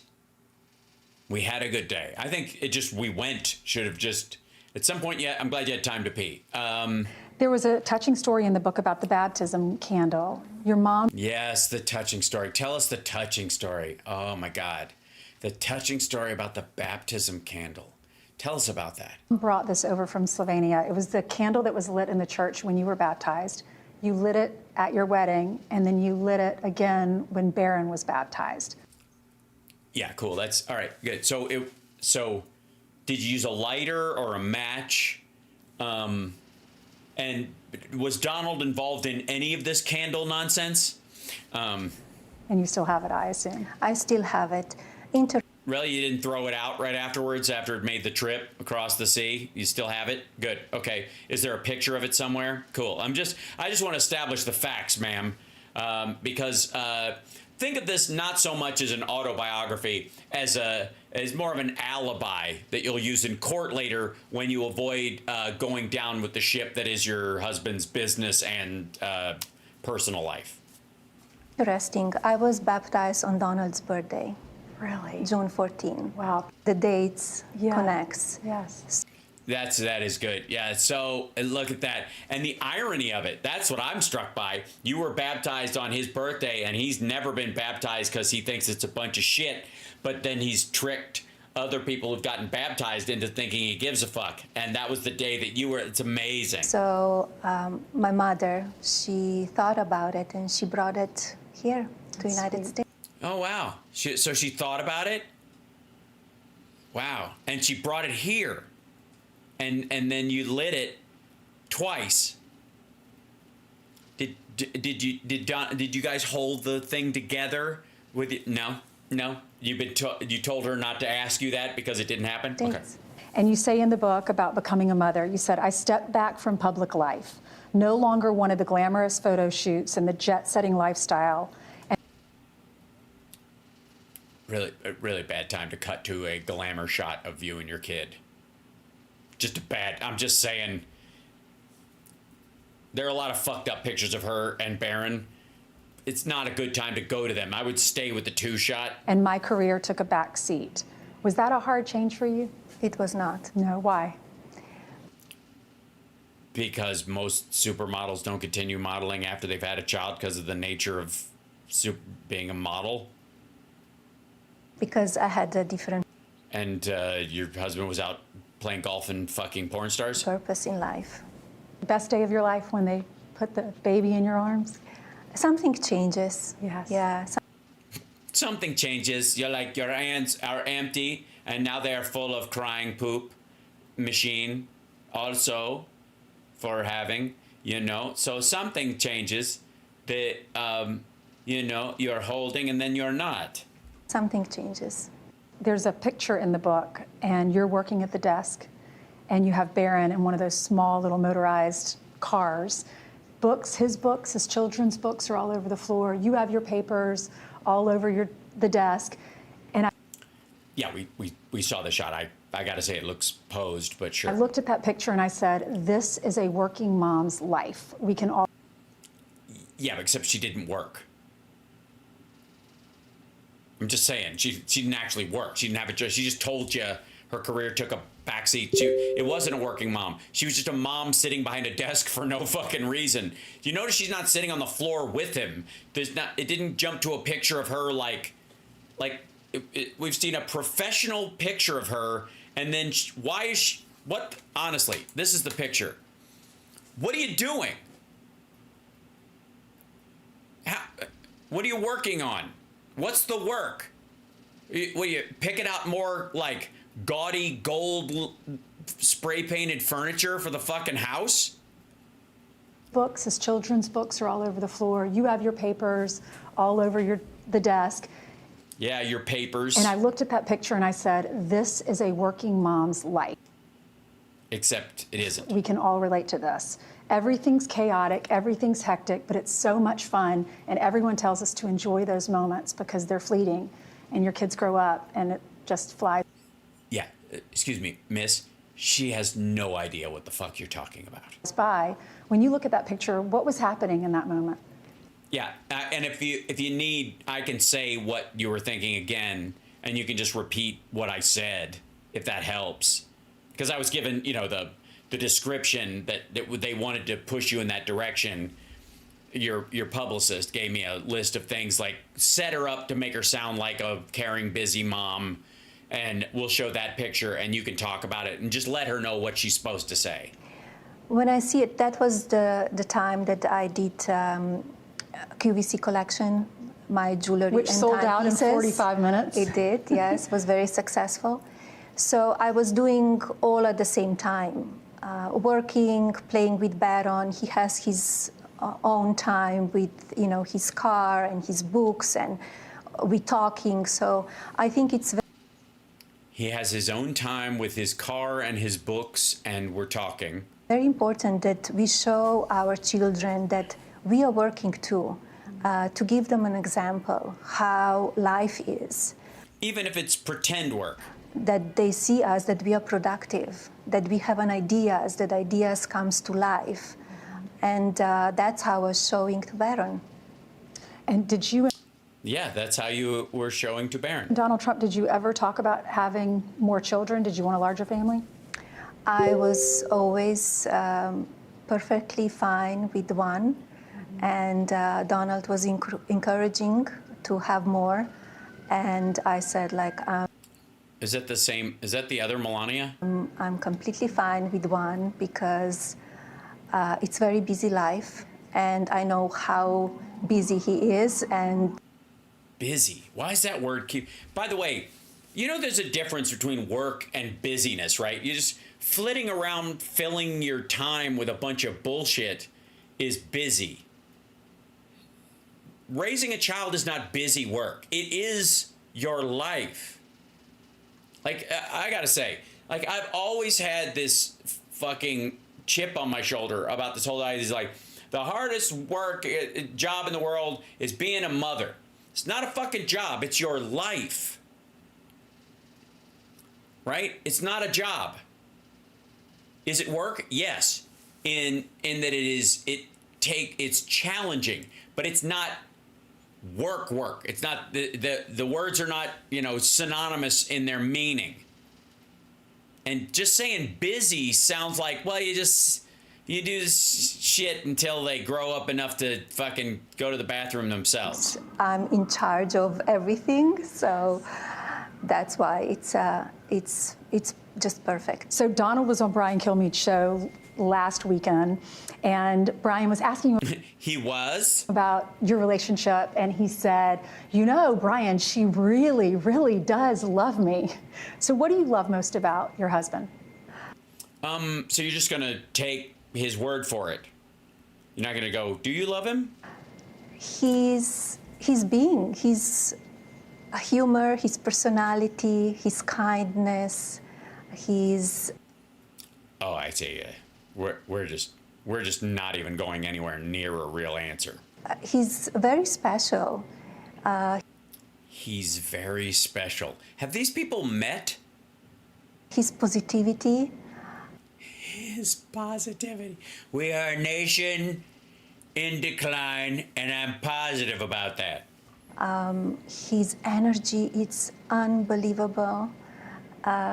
You're right, I don't believe it. I think it's largely Adderall and crushed methy Sudafed. Yeah, so we have a beautiful relationship. We see these clips of Donald Trump giving a lady at the cash register $100 to pay for a grocery. That was prearranged. That went to the people who own the place, who are supporters of his already, and it was campaign funds, and it's illegal. The little boy with a rare disease, he invites him to the rally in New York, and the little and gives him a bunch of MAGA merch. Boy cries when he receives a letter on his birthday from Donald Trump. Donald Trump calls all the service members, their family members, when they lose their lives. These are stories. No. You see the look on her face? No. There were 96 dignified transfers during Trump's time in office. He went to 4 of them. At the 4th one of the parents got angry with him and blamed him for the death of their son, and he stopped going. He sent Mike Pence from that point on. He skipped 92 of them. There's a lot of people, you're not going to see this on other networks. Is that the man he is? That's the man he is, yes. One word to describe him. Edit. And what would that be? 1 or 2 words? 1 word to describe, 1 or 2 words. 5 words, but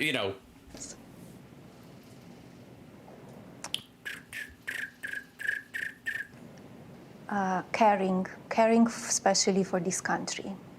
Caring especially for the country. Not so much the family, but... And what do the 2 of you like to do for fun? If you're... Oh, yeah, that's what we do. What do you like to do for fun? What's the fun stuff? Not working. To have dinner, sometimes. Yeah, dinner. So fun. I agree. That's what it is. What are you going to have? What do we do for fun? Dinner. Dinner, I think. Dinner's fun. Dinner's super fun. That'd be fun, right? Sometimes quiet dinner or dinner with friends. Yeah, quiet dinner is fun, or a dinner with friends is fun, but eating mostly, a lot of eating. He thinks eating is fun. Sitting at a really nice table that, costs tens of thousands of dollars from some, estate sale in France, a long time ago from, a dead lord or lady or something like that, and eating fast food on it. That's fun. Listen to the music. Yeah, listen to the music, okay? That's fun. Super fun. It's so fun. Have dinner and listen to the music. I don't know where the music comes from. It might already be in your head. All kind of different musics. All kind of different musics. Village People and Lee Greenwood. Village People.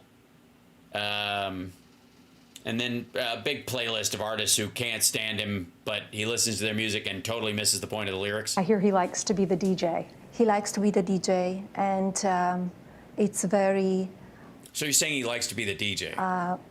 fun night when he does that. When you married, Yeah, it is. It's fun when he DJs. That's, yeah, DJT, baby. That's what it is. He just puts on his headphones and he's fucking wiggity whacking it.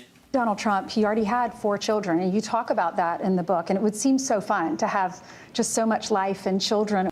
Yeah, it's so fun to, you know, to be with somebody who already has 4 kids. You know, that's so fun. Like, I think about it, I'm like, that's fun. Around you. You said I gave... Said no one ever. That's just weird. I mean, it's fine, and it's family. Why would the fact that your partner has family from like children from another marriage, and that person is still alive, by the way, why would that be fun? Everyone their own space, grounded in love and respect. You didn't always agree, but acknowledged differing viewpoints. So what advice do you have for blending? That's so good. Yeah, what great advice. I mean, I had no idea. I'm starting to get a little teary right now because I didn't realize it would be so raw. Families. To take Hold on. individual as they are, you cannot control anyone. Why did my headphones just? Oh, there we go. Why did my headphones disconnect? Reconnect you. Thank you. You silly could things. control only Silly. your own behavior, Thanks, hold on. your own words. Everybody's control. I touched my.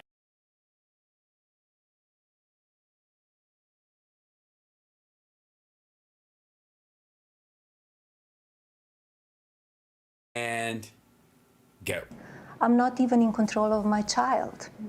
He's his own. Hold on, I missed that part of back up a little bit to the question because she sounds like she's actually saying something. Blended families. To take individual as they are, you cannot control anyone. You could control only your own behavior, your own words. Everybody's in control of own self. I'm not. This, I gotta say, this is, it's a little too Christmassy, the way she's talking. You know what I mean? Just a little too. Everyone is only in control of themselves. It's, God, I feel like I'm sitting around having eggnog with them at Christmas. Not in control of my husband. I'm not in control. That's definitely true. We did not need to be told that. Control of his children. Obviously, neither is he. I'm not even in control of my child.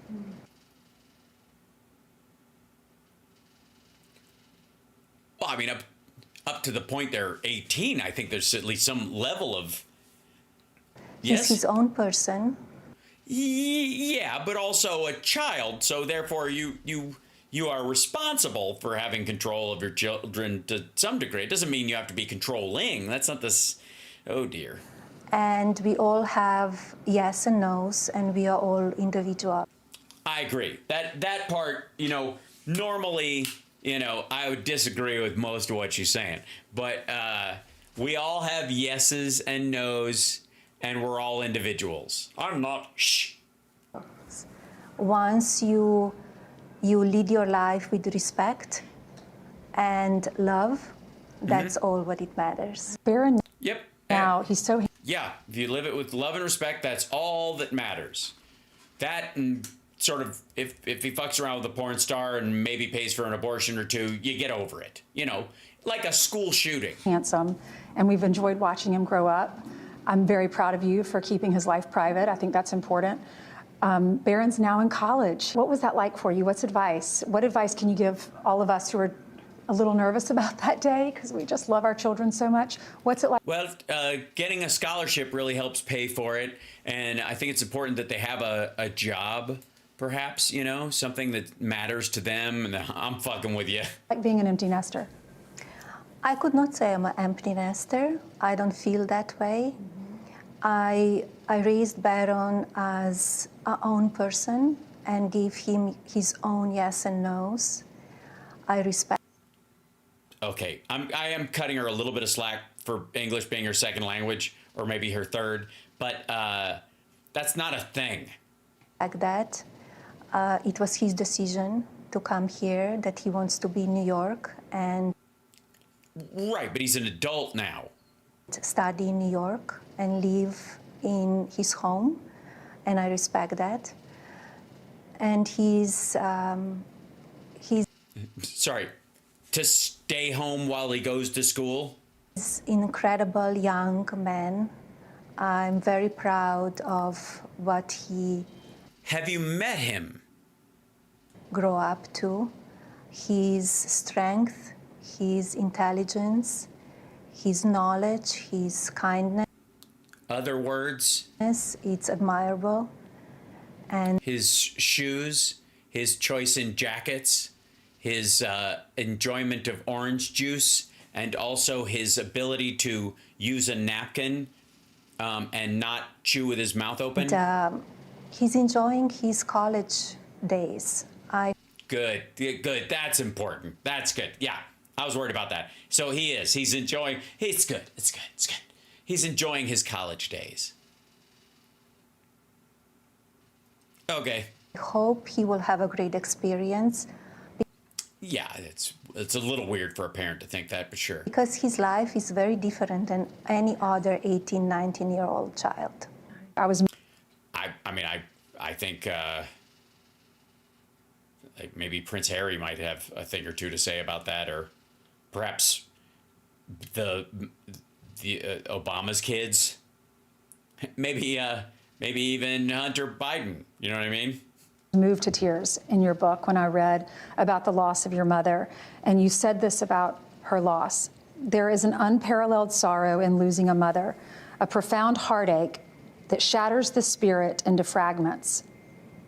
For me, this heartache feels insurmountable, and the weight of grief is overwhelming. Oh, Ainsley. By the way, all joking aside, loss of a parent, loss of a relative, an untouchable area, I will skip past this segment. It does feel insurmountable sometimes, and let me be strong, but what advice do you have? Because I remember when my mom lost my grandmother, it was devastating, and it really separated her from God for a while. She came back to God. She just had a lot of questions because she felt like he took someone that was so special to her away from all of us. But it made my faith stronger. But what advice do you have for people that are going through this? I would advise them to not do this interview near the elevator when you're talking about serious stuff. To lose a parent. Well, it's a very a moment that nobody prepares you. And it's a grief that comes in waves, and you need to feel it. You need to have that inner peace to go with it. All right, I'm going to be tempted to make comments, and therefore I will not, because very kind notes. Thank you to everybody who wrote me, who thought about me and my family. And your mom would cook for him, and that's probably incredible. In Slovenia, she established a life for myself and for my sister. Incredible life, also my father, but her strength was admirable. And once Baron was born, he was her focus. She moved here to United States to be close to him, and by the way, she and Barron moved in with her mother, and he finished school in fucking Baltimore. They never went anywhere near Mar-a-Lago unless it was for a paid event. I'm gonna skip past again. I don't want to. I don't even want to crest in the idea of talking about put the record straight. The death they've been through. And people can learn some things that they were never discussed. And I hope. This is why she wrote the book. Hold on, back up. Sorry. Written about me. It's my story. They had an incredible bond. Her and Baron, it was a relationship like no other. Why did you want to tell?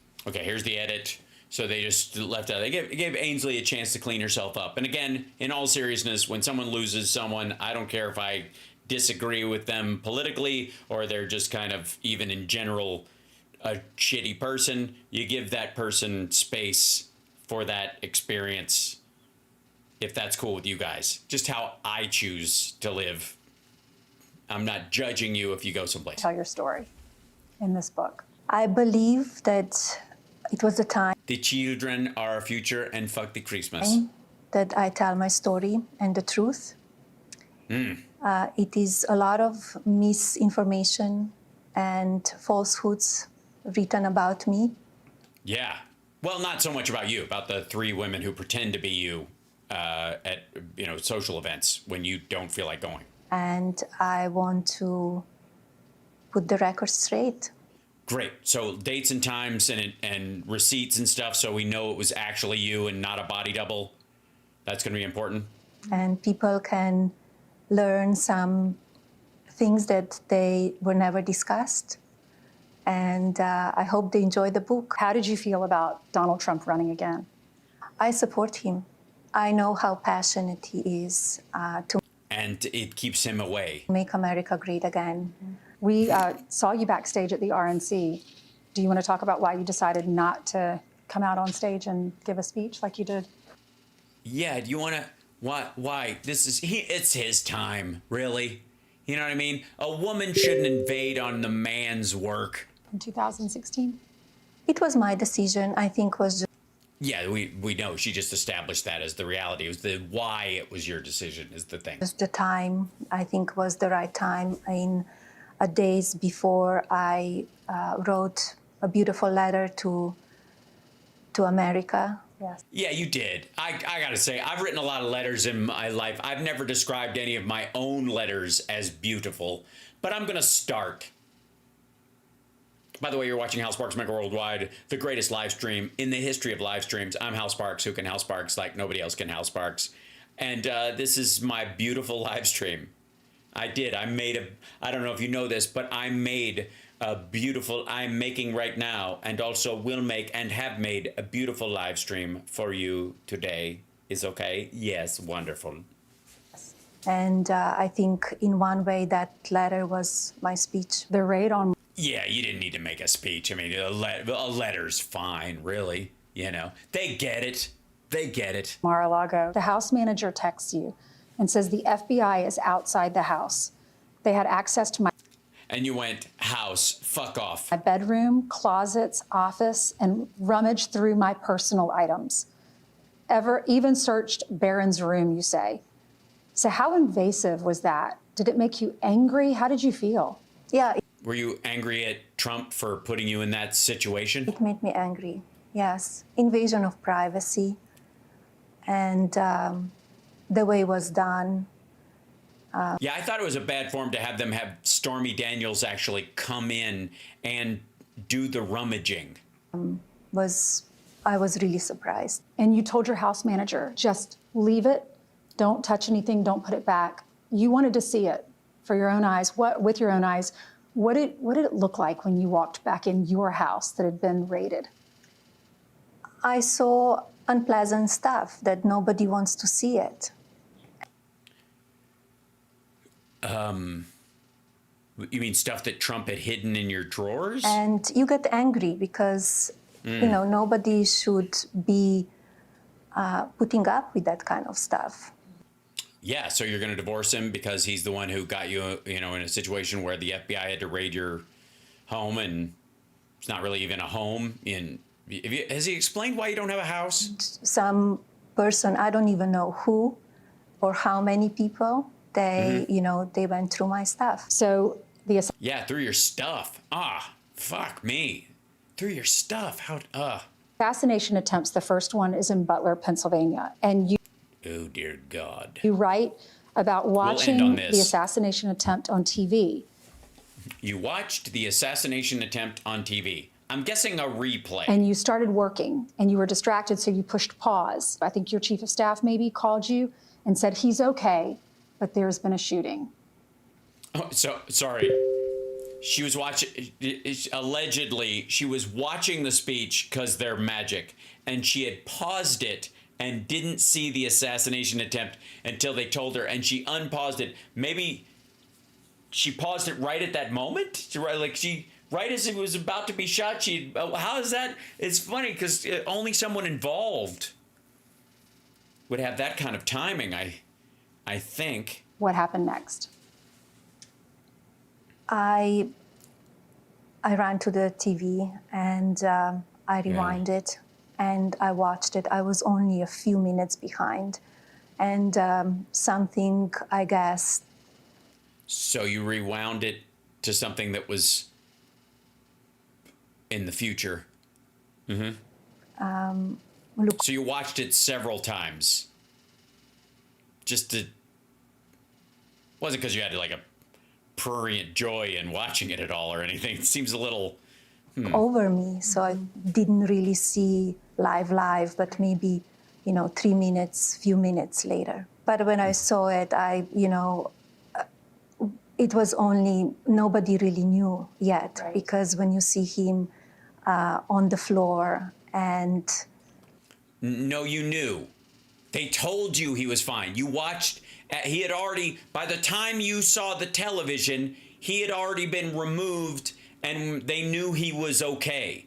You just told us, fuck me, you just told us that someone called you, you weren't watching, and they said, everybody's fine, there's been a shooting, which by the way, there wasn't. There was a dead firefighter and 2 gravely injured other members of the, but Trump himself was okay. He had a nick on his ear from a piece of glass from the teleprompter, but you'd already been told that. It was minutes after he had been removed from the site. He was already in the car talking to RFK Jr. You don't know what really happened. You know exactly what happened.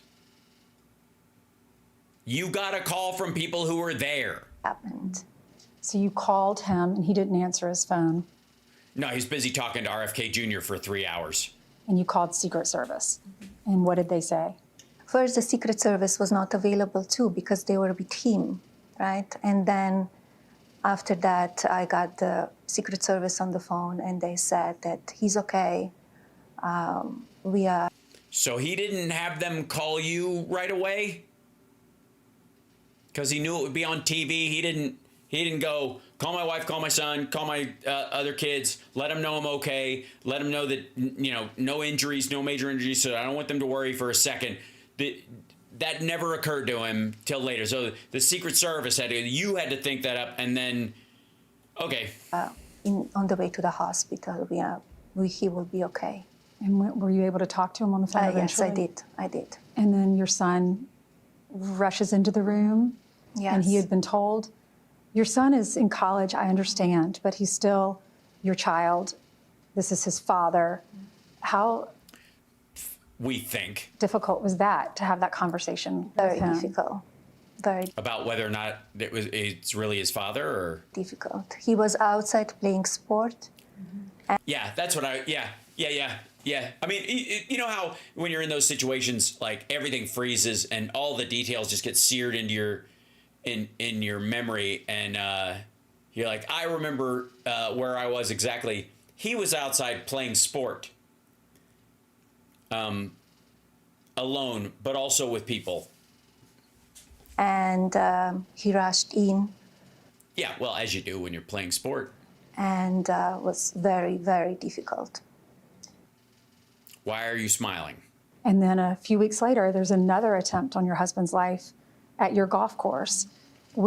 Oh, it's hers now? She got it in the divorce? Congratulations. I mean, if I was her, I would probably take the California one. Even though it's a public course, it's a nicer area. There's obviously mudslides in the area, which is why Trump got it on, for cheap or whatever. And the West Palm Beach one is ass, but... Where were you, and what was your reaction to this attempt? Yeah, where were you? At this point, did you even bother to call? I was in New York City, actually. Playing sport? And I saw it on the television.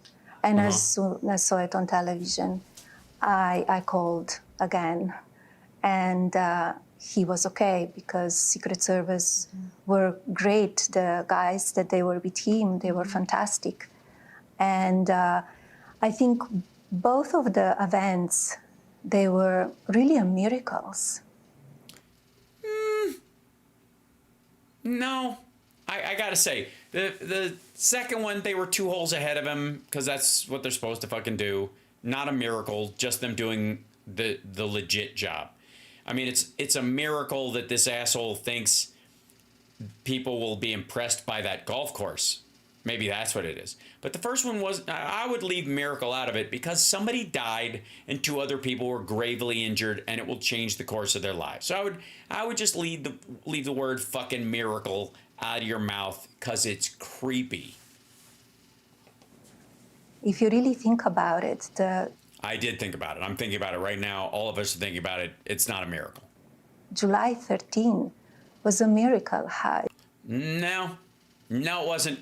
By the way, you know Corey Comparator's family probably has Fox News on the regular. They might even be tuning in. I wouldn't doubt that Corey's wife watched this. I would just not call it a fucking miracle. Right? Just find another way to phrase it. Like that much, and he could not be with us. Yeah, and that much Corey Comparator would be. And he normally doesn't call for that one screen. He waits. Oh my fucking God, he does too. The only thing they can run on is immigration, he thinks right now. That's why he brought it up in the beginning, because he's a bigoted fuck. Until the end of the speech. So just looking at that screen. Gibberish. It had nothing to do with when he just turned his head. The dude would have fucking whizzed right through his hair. He'd have a scratch on the back of his head instead of a clipped ear because the dude was on top of a fucking roof firing quickly because a cop had already seen him. Allowed him to turn his head. Yeah. And he said it was providential. Does this make you believe in it more in a higher power? How has that been for you? I think something was watching over him. I think he's... Yes, the Lord wanted him to survive so that he could lose the election to the brown lady and then spend the next year and a half in court and the rest of his life in jail. Yeah, and the name Trump could go right down with like Mudd and John Wilkes Booth and Benedict Arnold. It's almost like country really needs him. It is. It's like that. Or that maybe God's sparing his life. Yeah. Yes, it's like God's sparing his life, but obviously God has a thing about firefighters. Yes. And then we were told this week, and we were told that authorities have already known this for a while, that there was an Iranian plot to kill your husband. So I watched this video that you released on social media. Yeah, I mean, obviously, this more belongs in the AI category, but sure. Questioning the first assassination attempt. For the second one, if they knew that there was this plot, why didn't they sweep the golf course?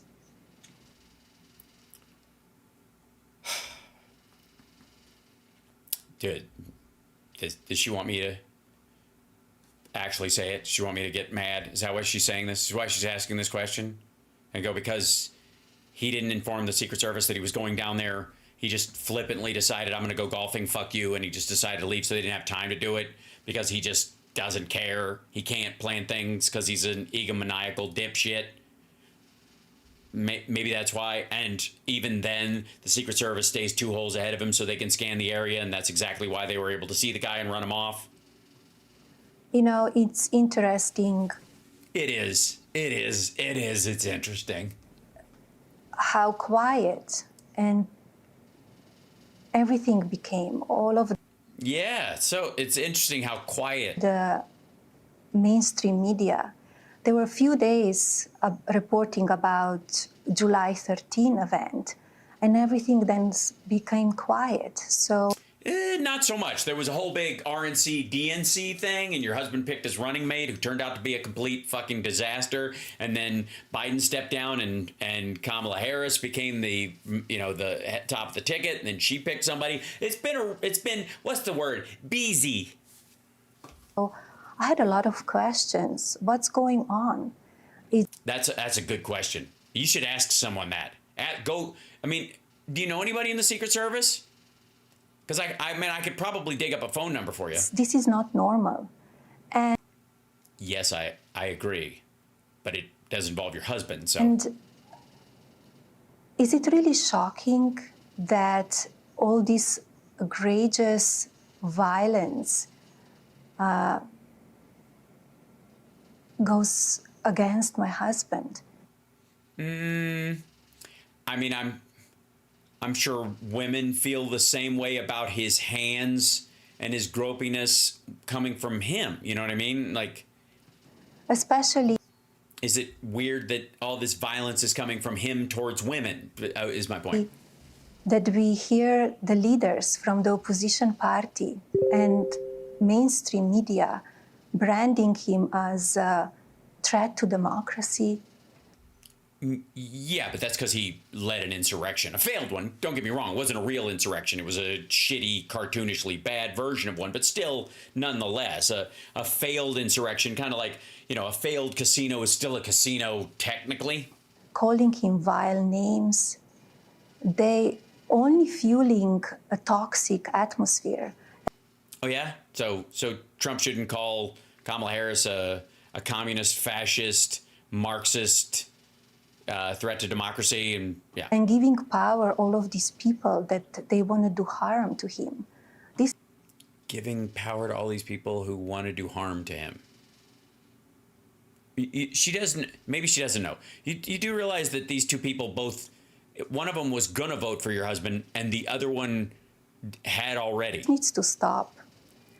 I agree. I think probably ending his campaign would be the easiest It way. needs to stop. The country needs to unite. And I encourage everybody to read my letter that I wrote on July 14 again, because it's a beautiful letter. It is. And it's way better than a speech. You're right. Yeah. That cannot continue. No, that letter? No. Look how happy. Look at the contented, smiling face when talking about the near assassination of her husband and the letter she wrote the day after. Look at the face. Look at the subtle cues. It's like she's breathing it in deep. Letter was very powerful. What made you? It was super powerful. I mean, I didn't read it, but I assume it was. It had to have been. I mean, yeah, it's basically, it's like any of Michelle Obama's letters, you know, with a couple of minor changes. Did you get to the point of writing that letter? That's how I felt. Mm-hmm. Yeah, I felt like writing a letter. That's how I felt. I felt like writing a letter. Yeah. How do you feel when people say they don't like him? What do you wish they knew about him? Yeah, like what do you say to Stormy Daniels or Michael Cohen or any of the 40 people who worked with him who think he's disgusting?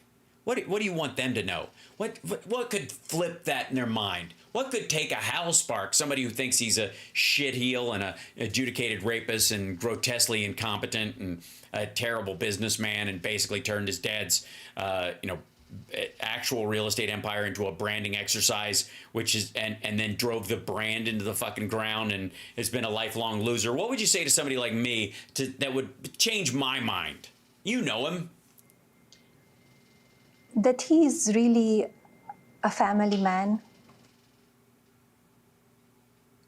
You mean like Manson family or like kind of a Branch Davidian kind of a thing? He loves his family. Oh, good. Okay. You get points for that now, do you? That's special? That's something that's oh, I ought to try that. What's that like? Yeah, I never thought of. Shit, I have family. Why don't I? You know what? Thanks for that, Queen of Slovenia. I'm gonna try loving my family. That's what it's called. It's a very weird thing.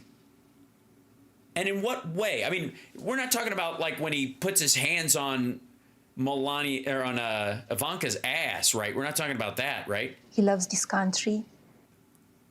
Oh, okay. Are you filming in the United States right now? Because am I supposed to, or, you know, how am I supposed to know you're not actually in Russia? And all he wants to build better. And Yeah, all right. Shit. I take it all back. All he wants is to build better. prosperous. Yeah, build better and prosperous. Sure. So that everybody can have shitty curly-Q French furniture spray painted to make it look like you're a nouveau riche dickhead. Yeah, he's just strong. He's not afraid. Yeah, he's not.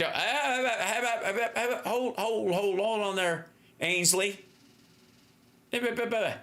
She's the one who's in a relationship allegedly with him. You asked her. You don't get to fill in the blanks unless. Oh, wait a second. Ainsley, have you been in a relationship with Trump too? No, he's not. Talk Trump. about the way you it could really see is. the way he was when he was shot, that in the ear, that the way he stood up and he said fight, fight, fight, because he didn't even know who had done it, and at that point it would find out later that it was a registered Republican. Fight the rhinos, I guess. cannot allow that to happen. Okay, but It did, though. And allow what to happen? What's the fighting part? How are you going to fight that? Who are you fighting? coming First Lady, you wrote in the book when you found out God, I'm so over you were this. watching Fox News. Oh, dear. All right, I'm done. I got to go eat something, and the family's coming over, and we're going to have cake and that kind of shit, and I've got 5 minutes before we're supposed to eat cake, and I've been hanging out with you guys because I love you, and you're wonderful. Hit the like, subscribe, share the show. Oh, God. Now it's staged? I wouldn't doubt it. Yes, we are all dumber for having listened to that. Literally, I feel like I know I'm not getting a nosebleed, but I have the kind of sensation that you get from a nosebleed, right? After listening to her talk about this. I've never heard someone talk in such generic terms about their loved ones. Okay, real quick, and then I'll go. I'm sure you guys have heard me talk about my son Cam, like playing VR, because he's a big VR fan, or playing video games, like when we play like Gang Beasts is a favorite that we can play together, or Goat Simulator, or there's like or sort of the Lord of the Rings games, a little bit of, and I played Diablo. He's not as big a fan of that or whatever, but my kid's playing like Gorilla Tag or something like that. I don't go, he's playing the VR, and then he comes in a hurry because he's VR, and he says, "What happening?" You know, like, to be so disconnected from what your family's actually doing, and then to describe it in these kind of like third-person phrases. Yeah, we're done already, Fred. I went way over. I went an extra half an hour because I love you guys and you're wonderful. And yep, everybody's here. The doorbell just went off. By the way, big hand to Andrea, and hope she's making it through the weather in her area. And CSL, hope you're staying cool, my brother. And much love to you guys, and I will see you later. Take care of yourselves and take care of somebody else. I gotta go. I had family here. I got this all this, and I actually gotta go because I want to hang out with them. I don't even think she knows what the fuck that feels like. Oh, and I'm 55 for those that were asking. 55.